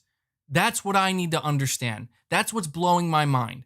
I'm not saying everybody should be hating on Xbox. I'm not saying we should all be sitting here and the entire public perception should be Xbox sucks. I'm not saying that. I'm just saying I don't understand how it's pretty much the opposite, where it's like everybody is acting like Microsoft just won the gaming Super Bowl. I'm really genuinely confused. Phoenix Strong, you're saying like buying a 10-piece without getting the nuggets. Yeah, dude, it's like buying a 10-piece and just getting the fries and the drink. And where are the nuggets? Where's the meat? Where's the meat and the potatoes? It's confusing, man. And if you're wondering why I get so worked up over it, it's because, guys, like, I will admit, it's partially my fault. Like, I follow this stuff so closely. I listen to what people have to say. I watch, things. I read the comments, and I know that's maybe the worst thing in the world to do. And I see it on my own channel. And this is where like I just start to get these thoughts, and I'm like, I get frustrated sometimes when I feel as though I'm completely confused. Like when I see something that doesn't make sense whatsoever, but people are walking around acting like it makes perfect sense. And I'm like, what? Like, it makes me feel like I'm in some kind of alternate dimension. Brandon, you're saying, I'm thinking of getting the Sony X900H over any OLED TV, scared of burn-in. What do you think about possible TVs for next gen? I think that the X900H is actually just as good of an option because apparently that is like 120 hertz ready. It's like next gen ready, but it is an LED, and so you won't have to worry about burn-in. But the picture quality, like you're not going to get those true blacks, and the response time is probably going to be not as good as the OLED. So that's kind of up for you to decide, man. I mean, any OLED is going to be great for gaming. The CX is definitely the best one because it's future-proofed in a way for these next-gen consoles. But the X9, I'd say like the X900H is your best bet for like an LED TV, and the LG CX is your best bet for an OLED TV when it comes to next-gen consoles. But, look, I won't lie to you guys. Appreciate the super chat, by the way. I won't lie to you guys. Like, a part of the reason why I do follow this stuff the way I do is because, I do this podcast every week and I create content every week. And these are things that I do like to talk about with you guys because, I know a lot of you understand exactly where I'm coming from. It's not about, the whole console war per se, but it's about the competitive aspect of it and how, I hate to say it, but like it almost becomes like the politics of gaming. And I try not to get too involved in any of that crap because it really does. It can become very toxic very quickly. And as you can see, I was just sitting here ranting, but I really just need to know. I just need to know, like, why is it that, Xbox, it's like they're getting a free pass, and I'm not saying again that we should like freak out, but I'm confused as to how Microsoft was able to get people hyped. Okay, what I'll tell you, let me put it to you this way. When I wasn't confused? Let's go back to December 2019. Okay, Phil Spencer comes out on stage during the Game Awards.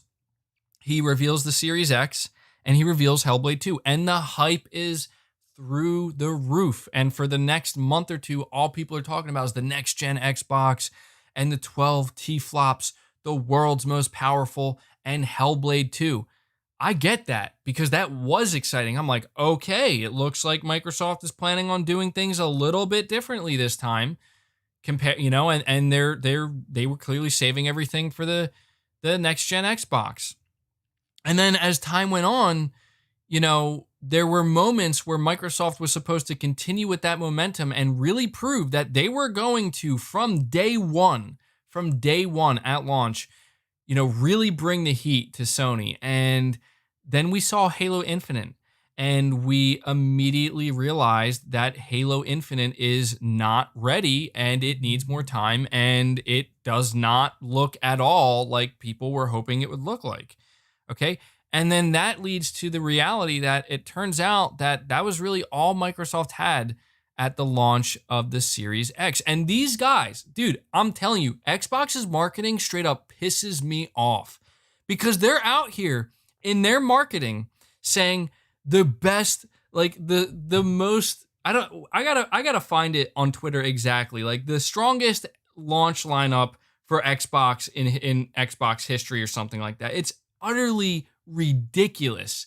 Like, it's laughable. It's like they're just trying to, I don't know, man. It makes them seem just completely ridiculous because when I look at the launch of the Series X, all I see is a console where it's basically saying, hey, like, make this investment now and it's going to pay off later. Don't worry about what you're getting now. Just worry about what you're getting in the future. And like, that really deeply disturbs me because I understand that like there are people who want to be like, well, that's okay because we know it's coming. We know it's coming and it's going to be great, even though there's absolutely no guarantee that it's going to be great. And if Halo Infinite is anything to go by, yeah, there's no guarantee that your wait is going to be worth it. Because how long were people waiting to see Halo 5 or Halo Infinite gameplay? How long? And was it worth it? Primal Plasma in the 80s when I had an Atari 800 computer, Commodore 64 was obviously the better machine, but I defended Atari to the death. It's natural with gamers. Yeah, I mean, it's natural with anything, you know, like it's not necessarily about picking sides. It's just about, you know, you want to, everybody has their own focus. I mean, like, look, is there somebody out there who is genuinely more excited to play backwards compatible games on the Series X than they are new games? Maybe. I'm sure that person exists. Do I understand that person? No, I don't. But I also want to like assume that not everybody's like that. That the general consensus is you buy a new machine to play new games on that new machine, right? Um, the Casey review, you're saying I had a guy on hothardware.com argue with me saying that the Xbox Series X exclusives are way better than the PS5's exclusives ever would be. That, well, look, if you are a die-hard fan of Halo, Gears, and Forza, and you know if that's your thing, and you like smaller AA games, then okay, I guess maybe in that case, sure. But I, anyway, Kofi C, you're saying OLED is insane, but the giant Press X podcast at the top is a nightmare for burn-in. Also, you got to play The Last of Us 2 again on the OLED. Looks like a PS5 game. Yeah, that's something. I'm assuming maybe you have an OLED that you're listening to this on right now. So I did say in the past that I would do this to help people. Maybe I'll just like occasionally bring this up on screen to refresh the pixels, you know, so there isn't some burn, and I'll leave this up for a couple more minutes here, and then I'll go back to the gameplay. For anybody who's listening or watching on an OLED, trying to help you out here. Now, I'm an OLED owner now. MBG just needs to be called out on his fanboyism. Dude, I don't know if you're aware of this. I get called out on my fanboyism all the time, and I had no problem admitting that sometimes I do go off the deep end, but I do try my best not to do that. And I don't know if you're aware, but there are people out there who are going to make me abundantly aware of the fact that, oh, you totally went into, you know, fanboy territory, okay? Because apparently me having, you know, look, I was off the mark. I assumed that people cared that the Series X UI was going to be 1080p and the PS5s would be 4K. I thought people were going to care about that. To me, that just seemed kind of crazy. Turns out I was off the mark on that. Apparently, most people don't care. And if you do care, you're just a jackass. So I was off the mark on that one. But other than that, I think a lot of what I'm saying actually holds a little bit of weight, or certainly some weight, right? Where it's like, look, when we do talk about the games, and if that's what this really all comes down to at the end of the day, why? Like, why are people so okay? At least some people, they could just be acting, but why are some people just so okay with the idea of, you know what? I'll wait some more. Like, you can't be okay with that, man. You can't be okay with that. Because look, I don't know.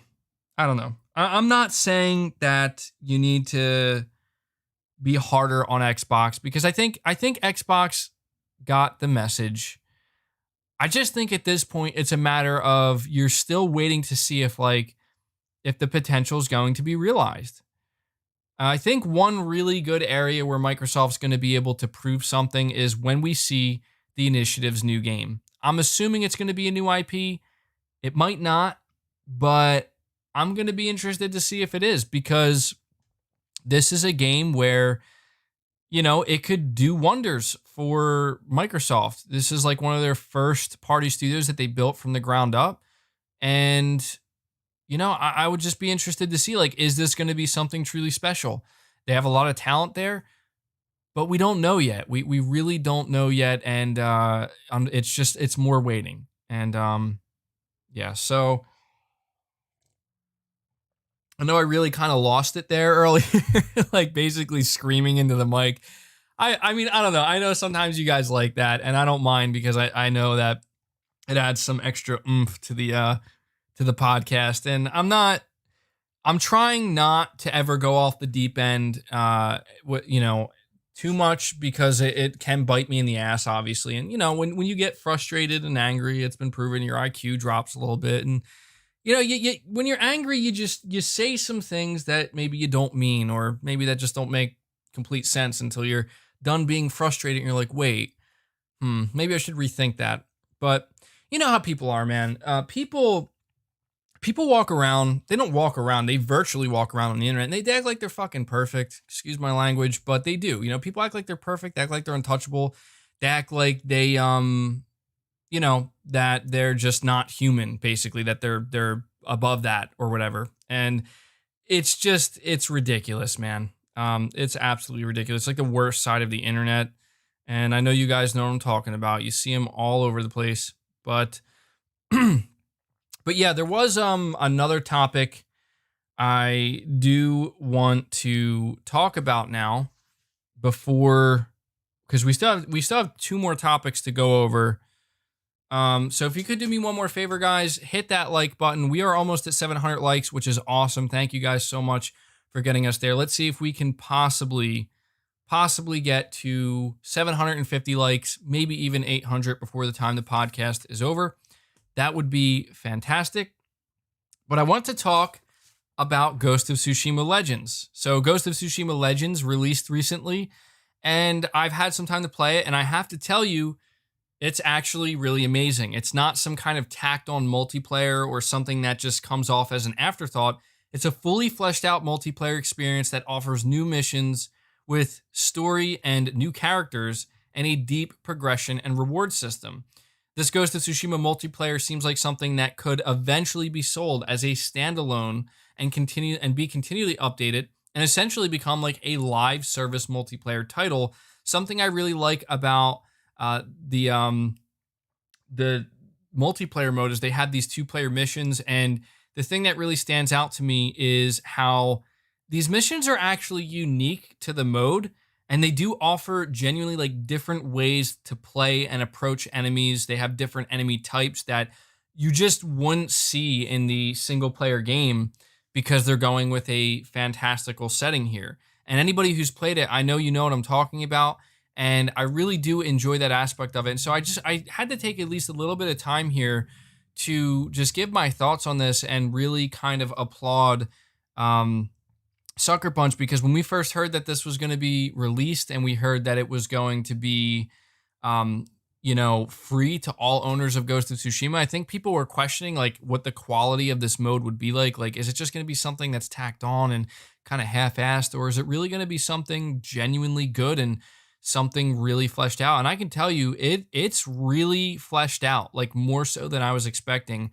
And I think they just announced that the raid is coming soon as well, which unfortunately it will not offer matchmaking, so you are going to need to party up, but it's going to be really difficult. And yeah, I just, people have been saying like, oh, dude, you didn't talk about Ghost of Tsushima enough. You didn't really give it a proper review. And I understand that, but the reason is because I just, I got too caught up in the next gen hype, obviously. And I did play Ghost of Tsushima. I did beat Ghost of Tsushima. I thought it was amazing. I thought the ending was amazing as well. I really, really liked it. I'm not going to talk about it here simply because, I didn't make it clear that I was going to talk about the ending of the story. But it's really good, guys. Like, if you own Ghost of Tsushima, you owe it to yourself to download this free multiplayer and give it a shot. The difficulty ramps up pretty significantly. Like, you do have to keep pace with leveling and your gear. And as I said, like, there is a deep progression and reward system. And I just love the fact that Sucker Punch was like, let's just do this. Let's just do this whole new thing. The thing I love the most about it, though, is the fact that they did decide to go with, you're saying it's really easy. Yeah, I don't know. Maybe it's just me. I think I was struggling a lot because I didn't realize like I had to upgrade my gear and put better gear on to, have better, like, I didn't realize that I needed to kind of keep pace. I thought that I was just going to like unlock some things here, unlock some things there. And I was playing these levels and I'm just getting whooped. And I'm like, why do I suck this bad? It's like, no, I'm underpowered. Um, but the thing I like most about this mode, honestly, is the fact that they decided to go with the fantasy setting here and Japanese mythology, because to me, like, that's what really allows this game mode to be elevated to another level than it would have been if it was just like the same as the single player and it was just kind of grounded. It would have limited it in a pretty significant way. So I really do like that they went with that. Heisenberg, you're saying I'm waiting for the PS5 to play Ghost of Tsushima. Well, dude, you're gonna love it. The fact that you're gonna be able to play it in 60 FPS is really awesome, and now I understand why some people did decide to wait, because being able to play this at 60 FPS is definitely going to enhance the experience significantly, for sure. But overall, I have to say, like, Ghost of Tsushima, I don't know if I would have considered it a 10 out of 10 game like on its own. It's high up there. I'd probably give it like an 8 or a 9. But with this multiplayer edition, it easily becomes a 10 out of 10, because not just the amount of content, but the fact that it's just, again, so fleshed out. It's so unique and stands out from the original story mode. It's really something great. And, I will be interested to see if I'll eventually be able to play the raid. But since we are getting closer to the launch of the PS5, it's going to be difficult for me to balance all the games that I want to play when I want to play them. So, again, I'm not going to spend too much time on this topic, but I definitely had to give Sucker Punch a huge shout out. Apparently, the launch of this has been a big success for them. And as I said, like, it wouldn't surprise me if at some point this does become a standalone multiplayer title that constantly gets updated, because the way they're doing the gear system, the way they're doing some of the enemy types, and how there's classes, and there's going to be a raid. Like, it really does kind of seem like this is something they want to continue to update, and this is kind of like a test, right? And it had a really successful launch, so we'll see about that. I want to ask you guys, if you have played Ghost of Tsushima Legends yet, what do you think of it? Do you like it? Is it not as good as you were hoping? Let me know. Let me know in the chat, and let me know in the comments below if you're watching this after the fact. But we're going to move on to the final topic. And then once we are done with the final topic, we're going to finish off this podcast with a Q&A, as we usually do. So let me see here. The next topic, and be sure to hit that like button, guys. Once more, we're at 730 likes already, so you guys are crushing it. Thank you for that. Excuse me. The next topic is, will the next console generation be the best console generation in history? This is something I want to discuss because I've been noticing just how much more hype and excitement there is surrounding these new consoles.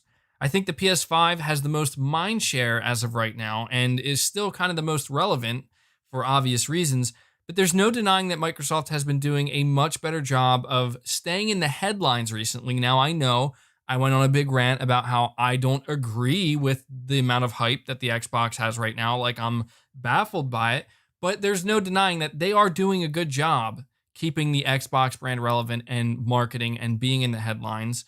I think Sony is obviously doing a great job as well. I think the PS5 is going to continually sell out for at least a couple months. But even putting the games aside for a moment and looking at the numbers that the PS5 has been doing on social media platforms compared to the PS4 and what the PS4 was doing back in 2012 and 2013 and 2014, there is a huge difference. We're going to have to wait and see how as time goes on, how this generation paces with past generations. But one thing I can tell you for sure is that the first year, as we talked about, when it comes to PlayStation 5's exclusives and just game-wise, I think is easily going to be the best first year we've ever seen for a new console. Like, I think that's one thing we know for sure, and that could potentially, like, that is yet another thing that's leading me to believe that, that's another thing that's leading me to believe that this could potentially be the best console generation. Like, when it comes to Xbox and PlayStation, I think for both of them, it could be the best, because I think for a lot of people, the glory days of Xbox was the 360, the first couple years of the 360. And I think we could see a return to that potentially.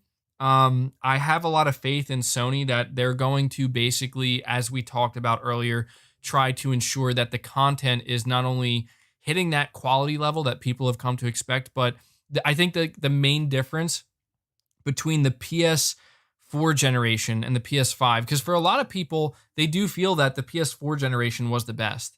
They do feel that way. And that's totally understandable because, in my opinion, we've gotten some of the best games ever made easily, like pretty consistently. I think the big difference between the PS5 and the PS4 generation is going to be that we're going to get the same quality that we've been getting throughout the PS4 generation, but more frequently on the PS5. And I think with the Xbox, potentially, and again, this is something that we don't know. This is me giving Microsoft the benefit of the doubt. I think we are going to see much higher quality games, at least from some of their studios, simply due to the fact that they have so many studios that if they release 10 games over the course of a year, there has to be at least a chance that one or two or three of those games are going to be really good.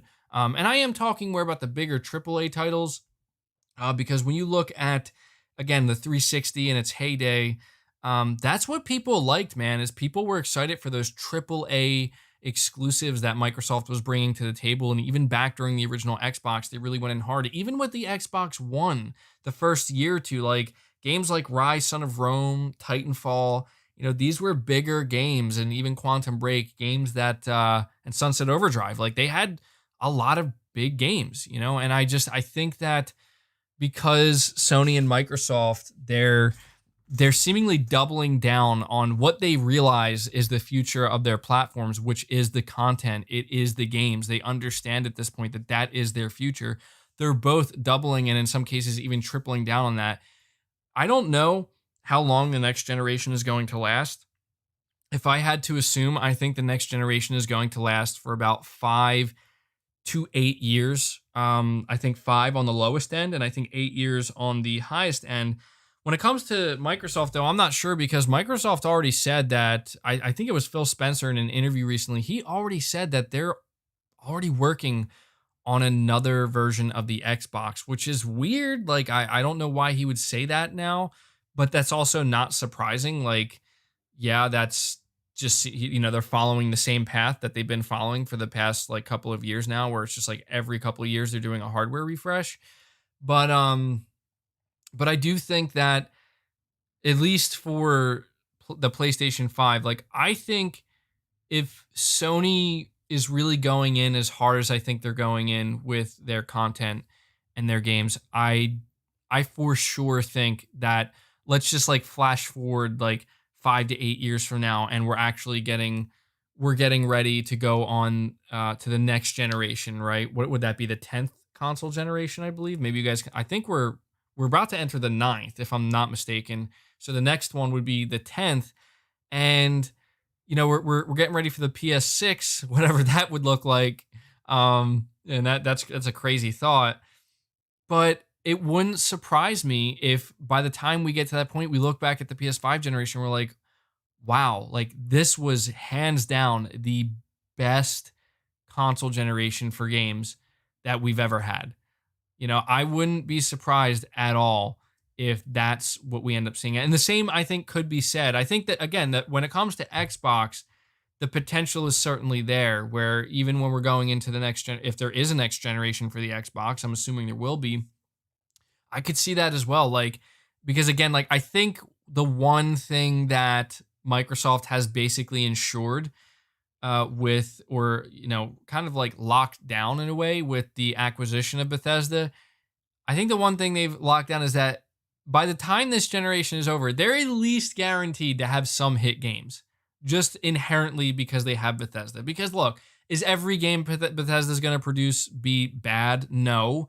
I mean, yes, their quality has dropped, and I know we've been talking about that a lot. And I know I sound like a broken record right now, but I do think that at the very least they have guaranteed that they're going to have at least a couple hit games that will stand out throughout the generation. And I think that that's already kind of a given, but if Microsoft can really, really kind of go in as hard as I think Sony is in terms of really trying to, pump up the quality, and that's really like their main focus, because they have the studios now.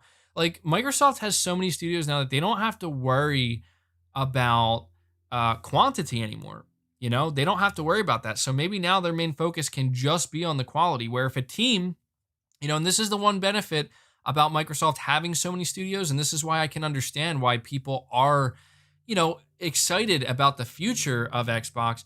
They have so many studios now that if it gets to a point where one studio's like, wow, we're really falling behind on development, we need like another year, they should be able to comfortably be like, okay, take that year because we have all these other studios that are ready to go or close to being ready to go.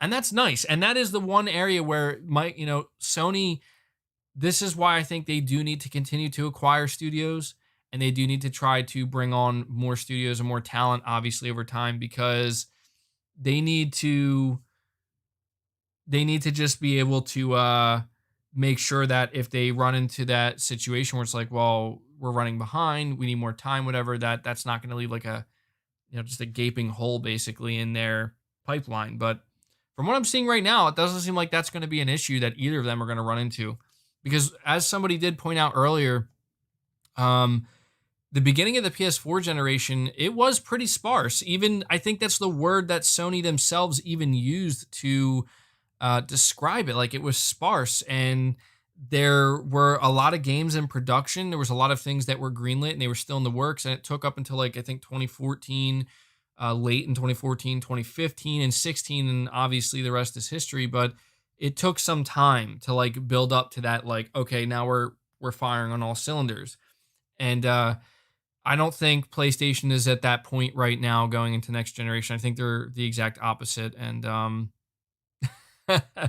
yeah, yeah. So I think that next generation, it's looking really good right now. I mean, look, I'm pretty down on Xbox right now because of, I don't even want to say because of the launch. I mean, yeah, like their marketing is annoying the hell out of me. Like, please don't sit there and try to make your launch sound like it reminds me of 2016 Xbox marketing. It's like the biggest games lineup in Xbox history, and it's just like, really, there's just nothing really there. It sounds like it's clearly just a marketing buzzword term, but it doesn't even hold up, and that's what bothers me. They're doing that again, where they're focused. They're like, oh, the best console launch lineup in Xbox history. Like, no, it's not. No, it's not. It's just not. Please, like, I'm not saying you can't pump up your launch lineup, but why do you have to call it the best in history when we all know it's not? So, other than that, though, like, I do think the next gen is looking really good. And so, you know, again, people constantly ask me, are you getting an Xbox Series X? At launch, no, but eventually I do see myself getting one. Eventually there's going to be some games. You know, I put out a tweet actually, and I just want this to be known, because everybody thinks I'm such an Xbox hater. I put out a tweet. This was actually, I think, like a week or two. I think it was like 2 weeks ago. And I was just like, look, I just want to show Xbox a little bit of love right now. And because I know I am hard on them. And I know that I've created this perception for myself where people think that I just will hate everything Xbox. I said, look, there's games I'm really looking forward to. Like, I'm most excited for Hellblade 2, State of Decay 3, and Forza Horizon 5. You know, and I don't know when any of these games are coming out, but those are games that I'm genuinely excited for, that when one of those three games eventually launches, I will buy most likely a Series X for that. So just saying that, I feel like I have to say that because it's just people, I know that I make it easy for people to assume that I'm just some kind of hater, but I don't, it's hard for me to care anymore because it doesn't, I realize that I could say really great things about Xbox and people are going to, people are going to interpret that however they want. So anyway, with that being said, I believe those are all the topics I have for you guys today. So what I'm going to do is turn on slow mode for the chat because I would like to, let me see here. I would like to enter the Q&A. Just don't ask your questions yet. Give me a second. I got to take another drink here because my voice is starting to go a little bit. But, oh, I stuck to my Okay, so yeah, if one more time, guys, again, I do apologize, sound like a broken record. I wouldn't ask if it didn't help so much, but make sure you hit that like button. We are over 750 likes, which is awesome. Let's see if we can get it to 800. And if it's possible, let's see if we can get it beyond 800. So smash that like button. I hate saying that. I never said that, but you know, everybody says it. Smash the like button, destroy it, obliterate it. I don't know why it has to be so violent. I guess it just gets people excited to hit the like button. So whatever you got to do to motivate yourself to hit that like button, make sure you do it. But okay, all right. So let's start with the Q&A. Any questions you guys have, feel free to ask them. What do I think the future of gaming will be like? Well, I mean, if you're talking about the not too distant future, I think it's going to be pretty exciting. As I was saying, I think it's going to be pretty good. I don't know what that one question is. What is the first game you're putting in the PS5? Dude, Demon Souls. Demon Souls. I don't know if that's going to be the first game I stream, but definitely Demon Souls. How are you finding the LG CX so far? Give Uncharted 4 a spin. The HDR alone is great. Dude, it's amazing. It really, like, I was, you know, a little bit nervous that I wasn't going to see that big of a difference, but I have a regular LED, mid-range LED TV upstairs, and that's what I've been using for a while now. And after seeing the OLED and like playing games like Ghost of Tsushima on it so far, it looks incredible, man. Like I immediately saw the difference, and the having the true blacks on the TV really makes a big difference. Like you don't realize how much it makes a difference until you see it, and it just not having that backlit panel. It's really nice, dude. Like I people make me nervous because they're like burning, like you're gonna have all these issues, and I'm like, please God, no. Like this is the most expensive TV I've ever purchased. Like I really don't want it to ever run into problems, but you know, I think as long as I take care of it properly, because it's really nice. It's really nice. Do you think we will get something like the Xbox overheating meme during the PS5 hands-on? I doubt it. I mean, look, I don't suspect that the PS5 is going to overheat at all. I saw some people were trying to make it sound like because Sony did confirm that they're going to be able to update the internal fan to optimize it. Some people were saying that, oh, that's a sign that they're having overheating issues. Like, no, it's not. Like, did you not watch that PlayStation 5 teardown? Like, Sony has cooling under control. It's perfectly fine. They just want to be able to, as it says, optimize it and collect data. Like, it's a good thing. It's good. I don't know how people can jump to the assumption that it's bad, but I don't think we'll get anything like that. What game do you think will be the top selling at launch? Oh, that's a good question. Very easy. Like, look, hands down, Spider-Man Miles Morales. I mean, it's Spider-Man. I think the better question is what will be the second best? I think Demon Souls. I hope Demon Souls sells incredibly well. I mean, it is going up directly against Spider-Man, so that does work against it. But the good thing about launch titles is they all sell really well. So, like, for example, Destruction All-Stars. You better believe, even though that is a $70 title, that certainly does not look like it should be $70. It's going to sell well because it's at the launch of the PS5. So it's going to sell. They're all going to sell well, but I think Spider-Man easily will be at the top. What's my game of the year? That's a good question, man. I don't know. I can't answer that yet. I have to go back and look at everything I played. And I really have to think about it. I mean, Ghost of Tsushima, I feel like, is the first one that comes to mind because it's one of the more recent games I played. But I have to go back throughout the year, and I also have to play Cyberpunk, although I don't know if I'm going to be able to play that at launch, which is crazy. Like, I hate this. I hate this so much. I hate that all these games come out at the same time because that could very well end up being my game of the year. MBG, in Demon Souls, will you be invading or will you be summoning? I don't know. I'll probably be doing both. See, that's another thing I'm super excited about with Demon Souls is the fact that there is still the multiplayer aspect of it. I love it. So I'll be doing both most likely. Let me see. I don't want to lose track here.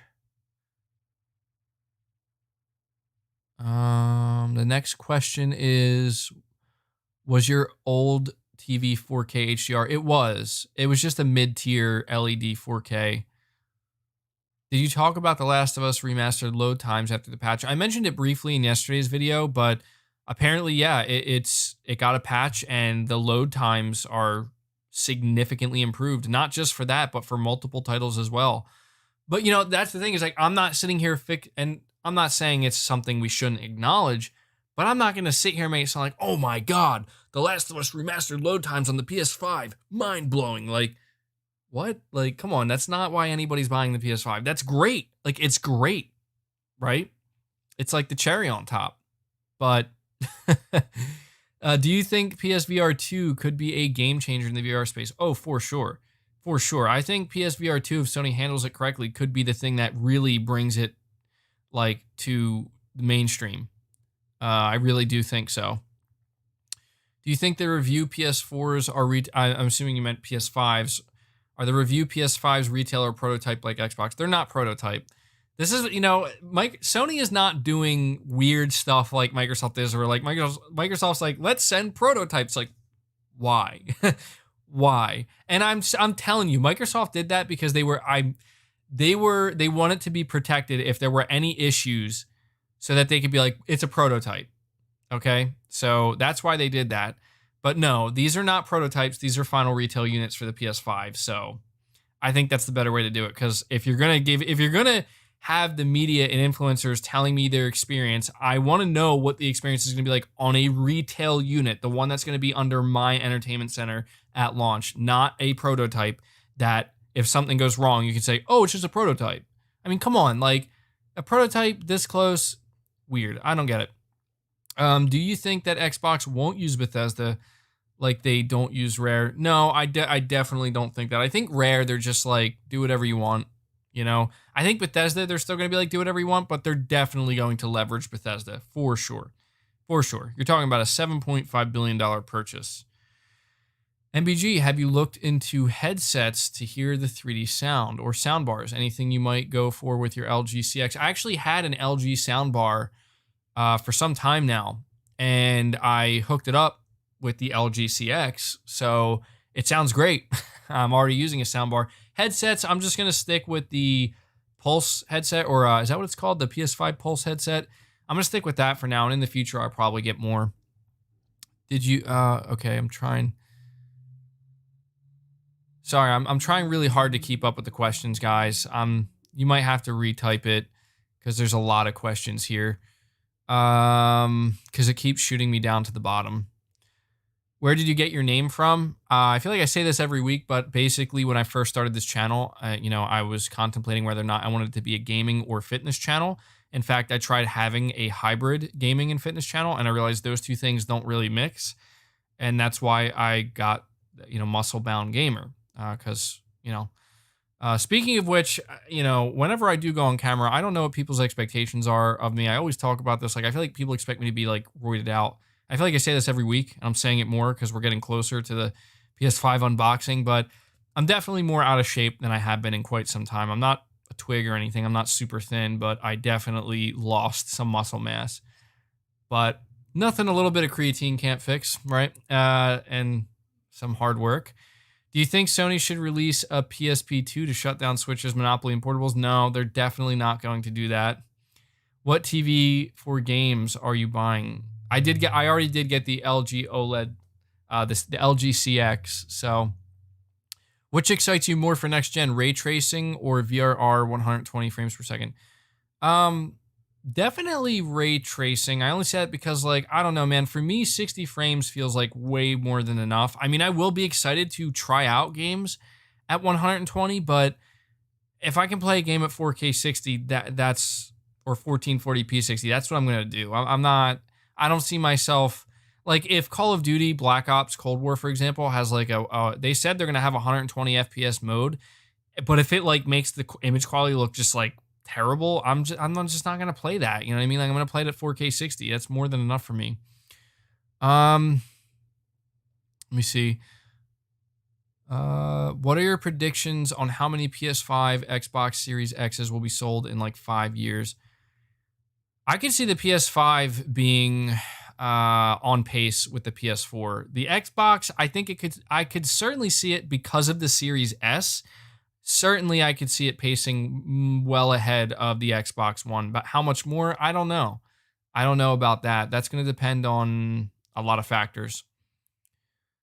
Let me see. MBG, do you think they will make the next Elder Scrolls exclusive? Yes.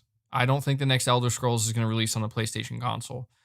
Any plans to stream Demon Souls PvP? That depends. That depends. I mean, like, I'm going to stream Demon Souls. My hope, guys, I will share this with you, okay? My hope is that when I stream games, I can basically kick off a new avenue on my channel where, you know, I do daily content. I do a lot of news. I do a lot of discussion videos, and that's going to remain the same way it is. But my hope is that I can kick off a whole new streaming thing, and I hope to get good support with it, that I can do it regularly and more often. And if that's the case, then yeah, we'll be doing everything. So, and Munor, you're saying you think Stadia and Luna are going to hurt PS5 sales? Absolutely not. Just being completely brutally honest, I don't think these streaming only services are going to hurt console sales at all because they're so vastly different. If you ask an average person, what do you prefer, console gaming or streaming?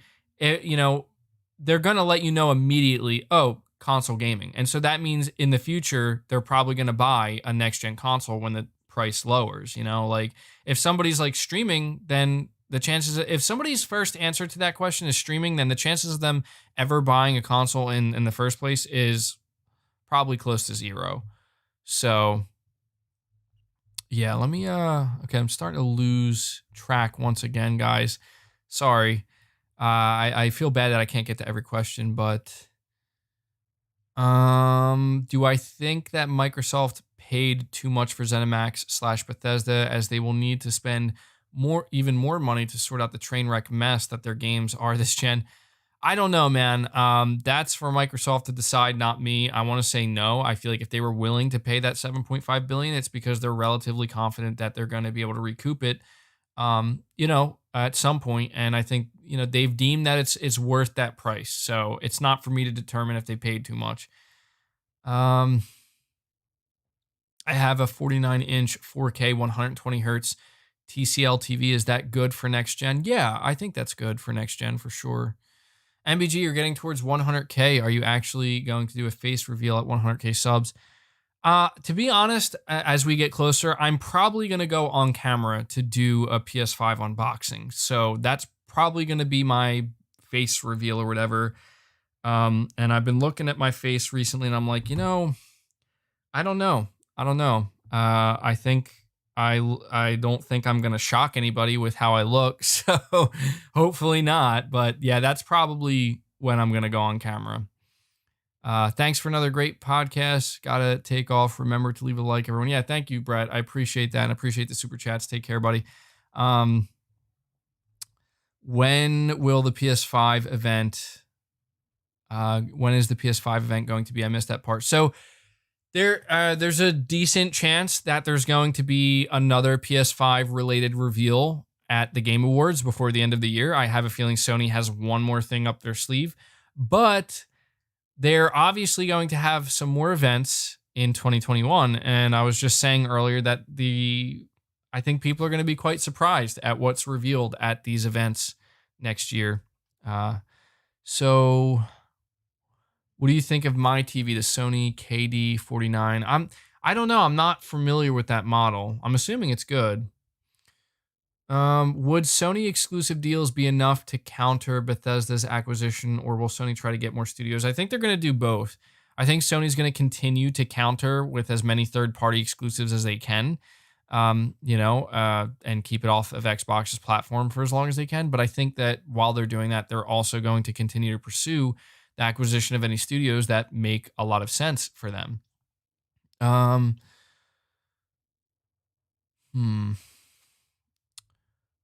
What size is your OLED? I actually got the 48 or 49 inch. I didn't need anything bigger because the entertainment center that I have it on, it fits perfectly, and I sit close to it. That's the main thing, is like I didn't want to get something absurdly huge because I don't plan to sit that far from it. So 48 inches is more than big enough for, how close I'm going to be sitting to it. Let me see here. Do I have a beard or no? I do have a beard. Yeah. It's not like a massive beard or anything. It's just a normal beard. It's kind of like a Joel beard, I guess. It's kind of like that length. It's not like a Kratos beard. I don't think I could grow a Kratos beard. Not that good anyway. Why do you think Sony are charging $70 for Destruction All Stars? That's not that's not Sony's decision. That's the publisher or the developer's decision. So if they clearly think it's worth $70, we'll find out about that. Do I think there's going to be another wave of pre-orders for the PS5? Honestly, not till after launch. No. That's going to be interesting. Like after launch, I don't know if you're going to have to continue to pre-order or if it's just going to be like, you might just have to call stores and check when they're getting shipments in. Let me see here. Do you think, keep up the great work, you've been killing it lately? Well, thank you so much. I appreciate that. Do you think Scorn gameplay is too slow? I feel like it didn't excite. I'm not reading that. I can agree though. It certainly didn't excite me at all. I think the Scorn gameplay, as I said earlier, it looks really uninspired. The environment is interesting and disgusting, as I keep saying, but the gameplay didn't really do anything for me. Dad energy MBG. Yeah.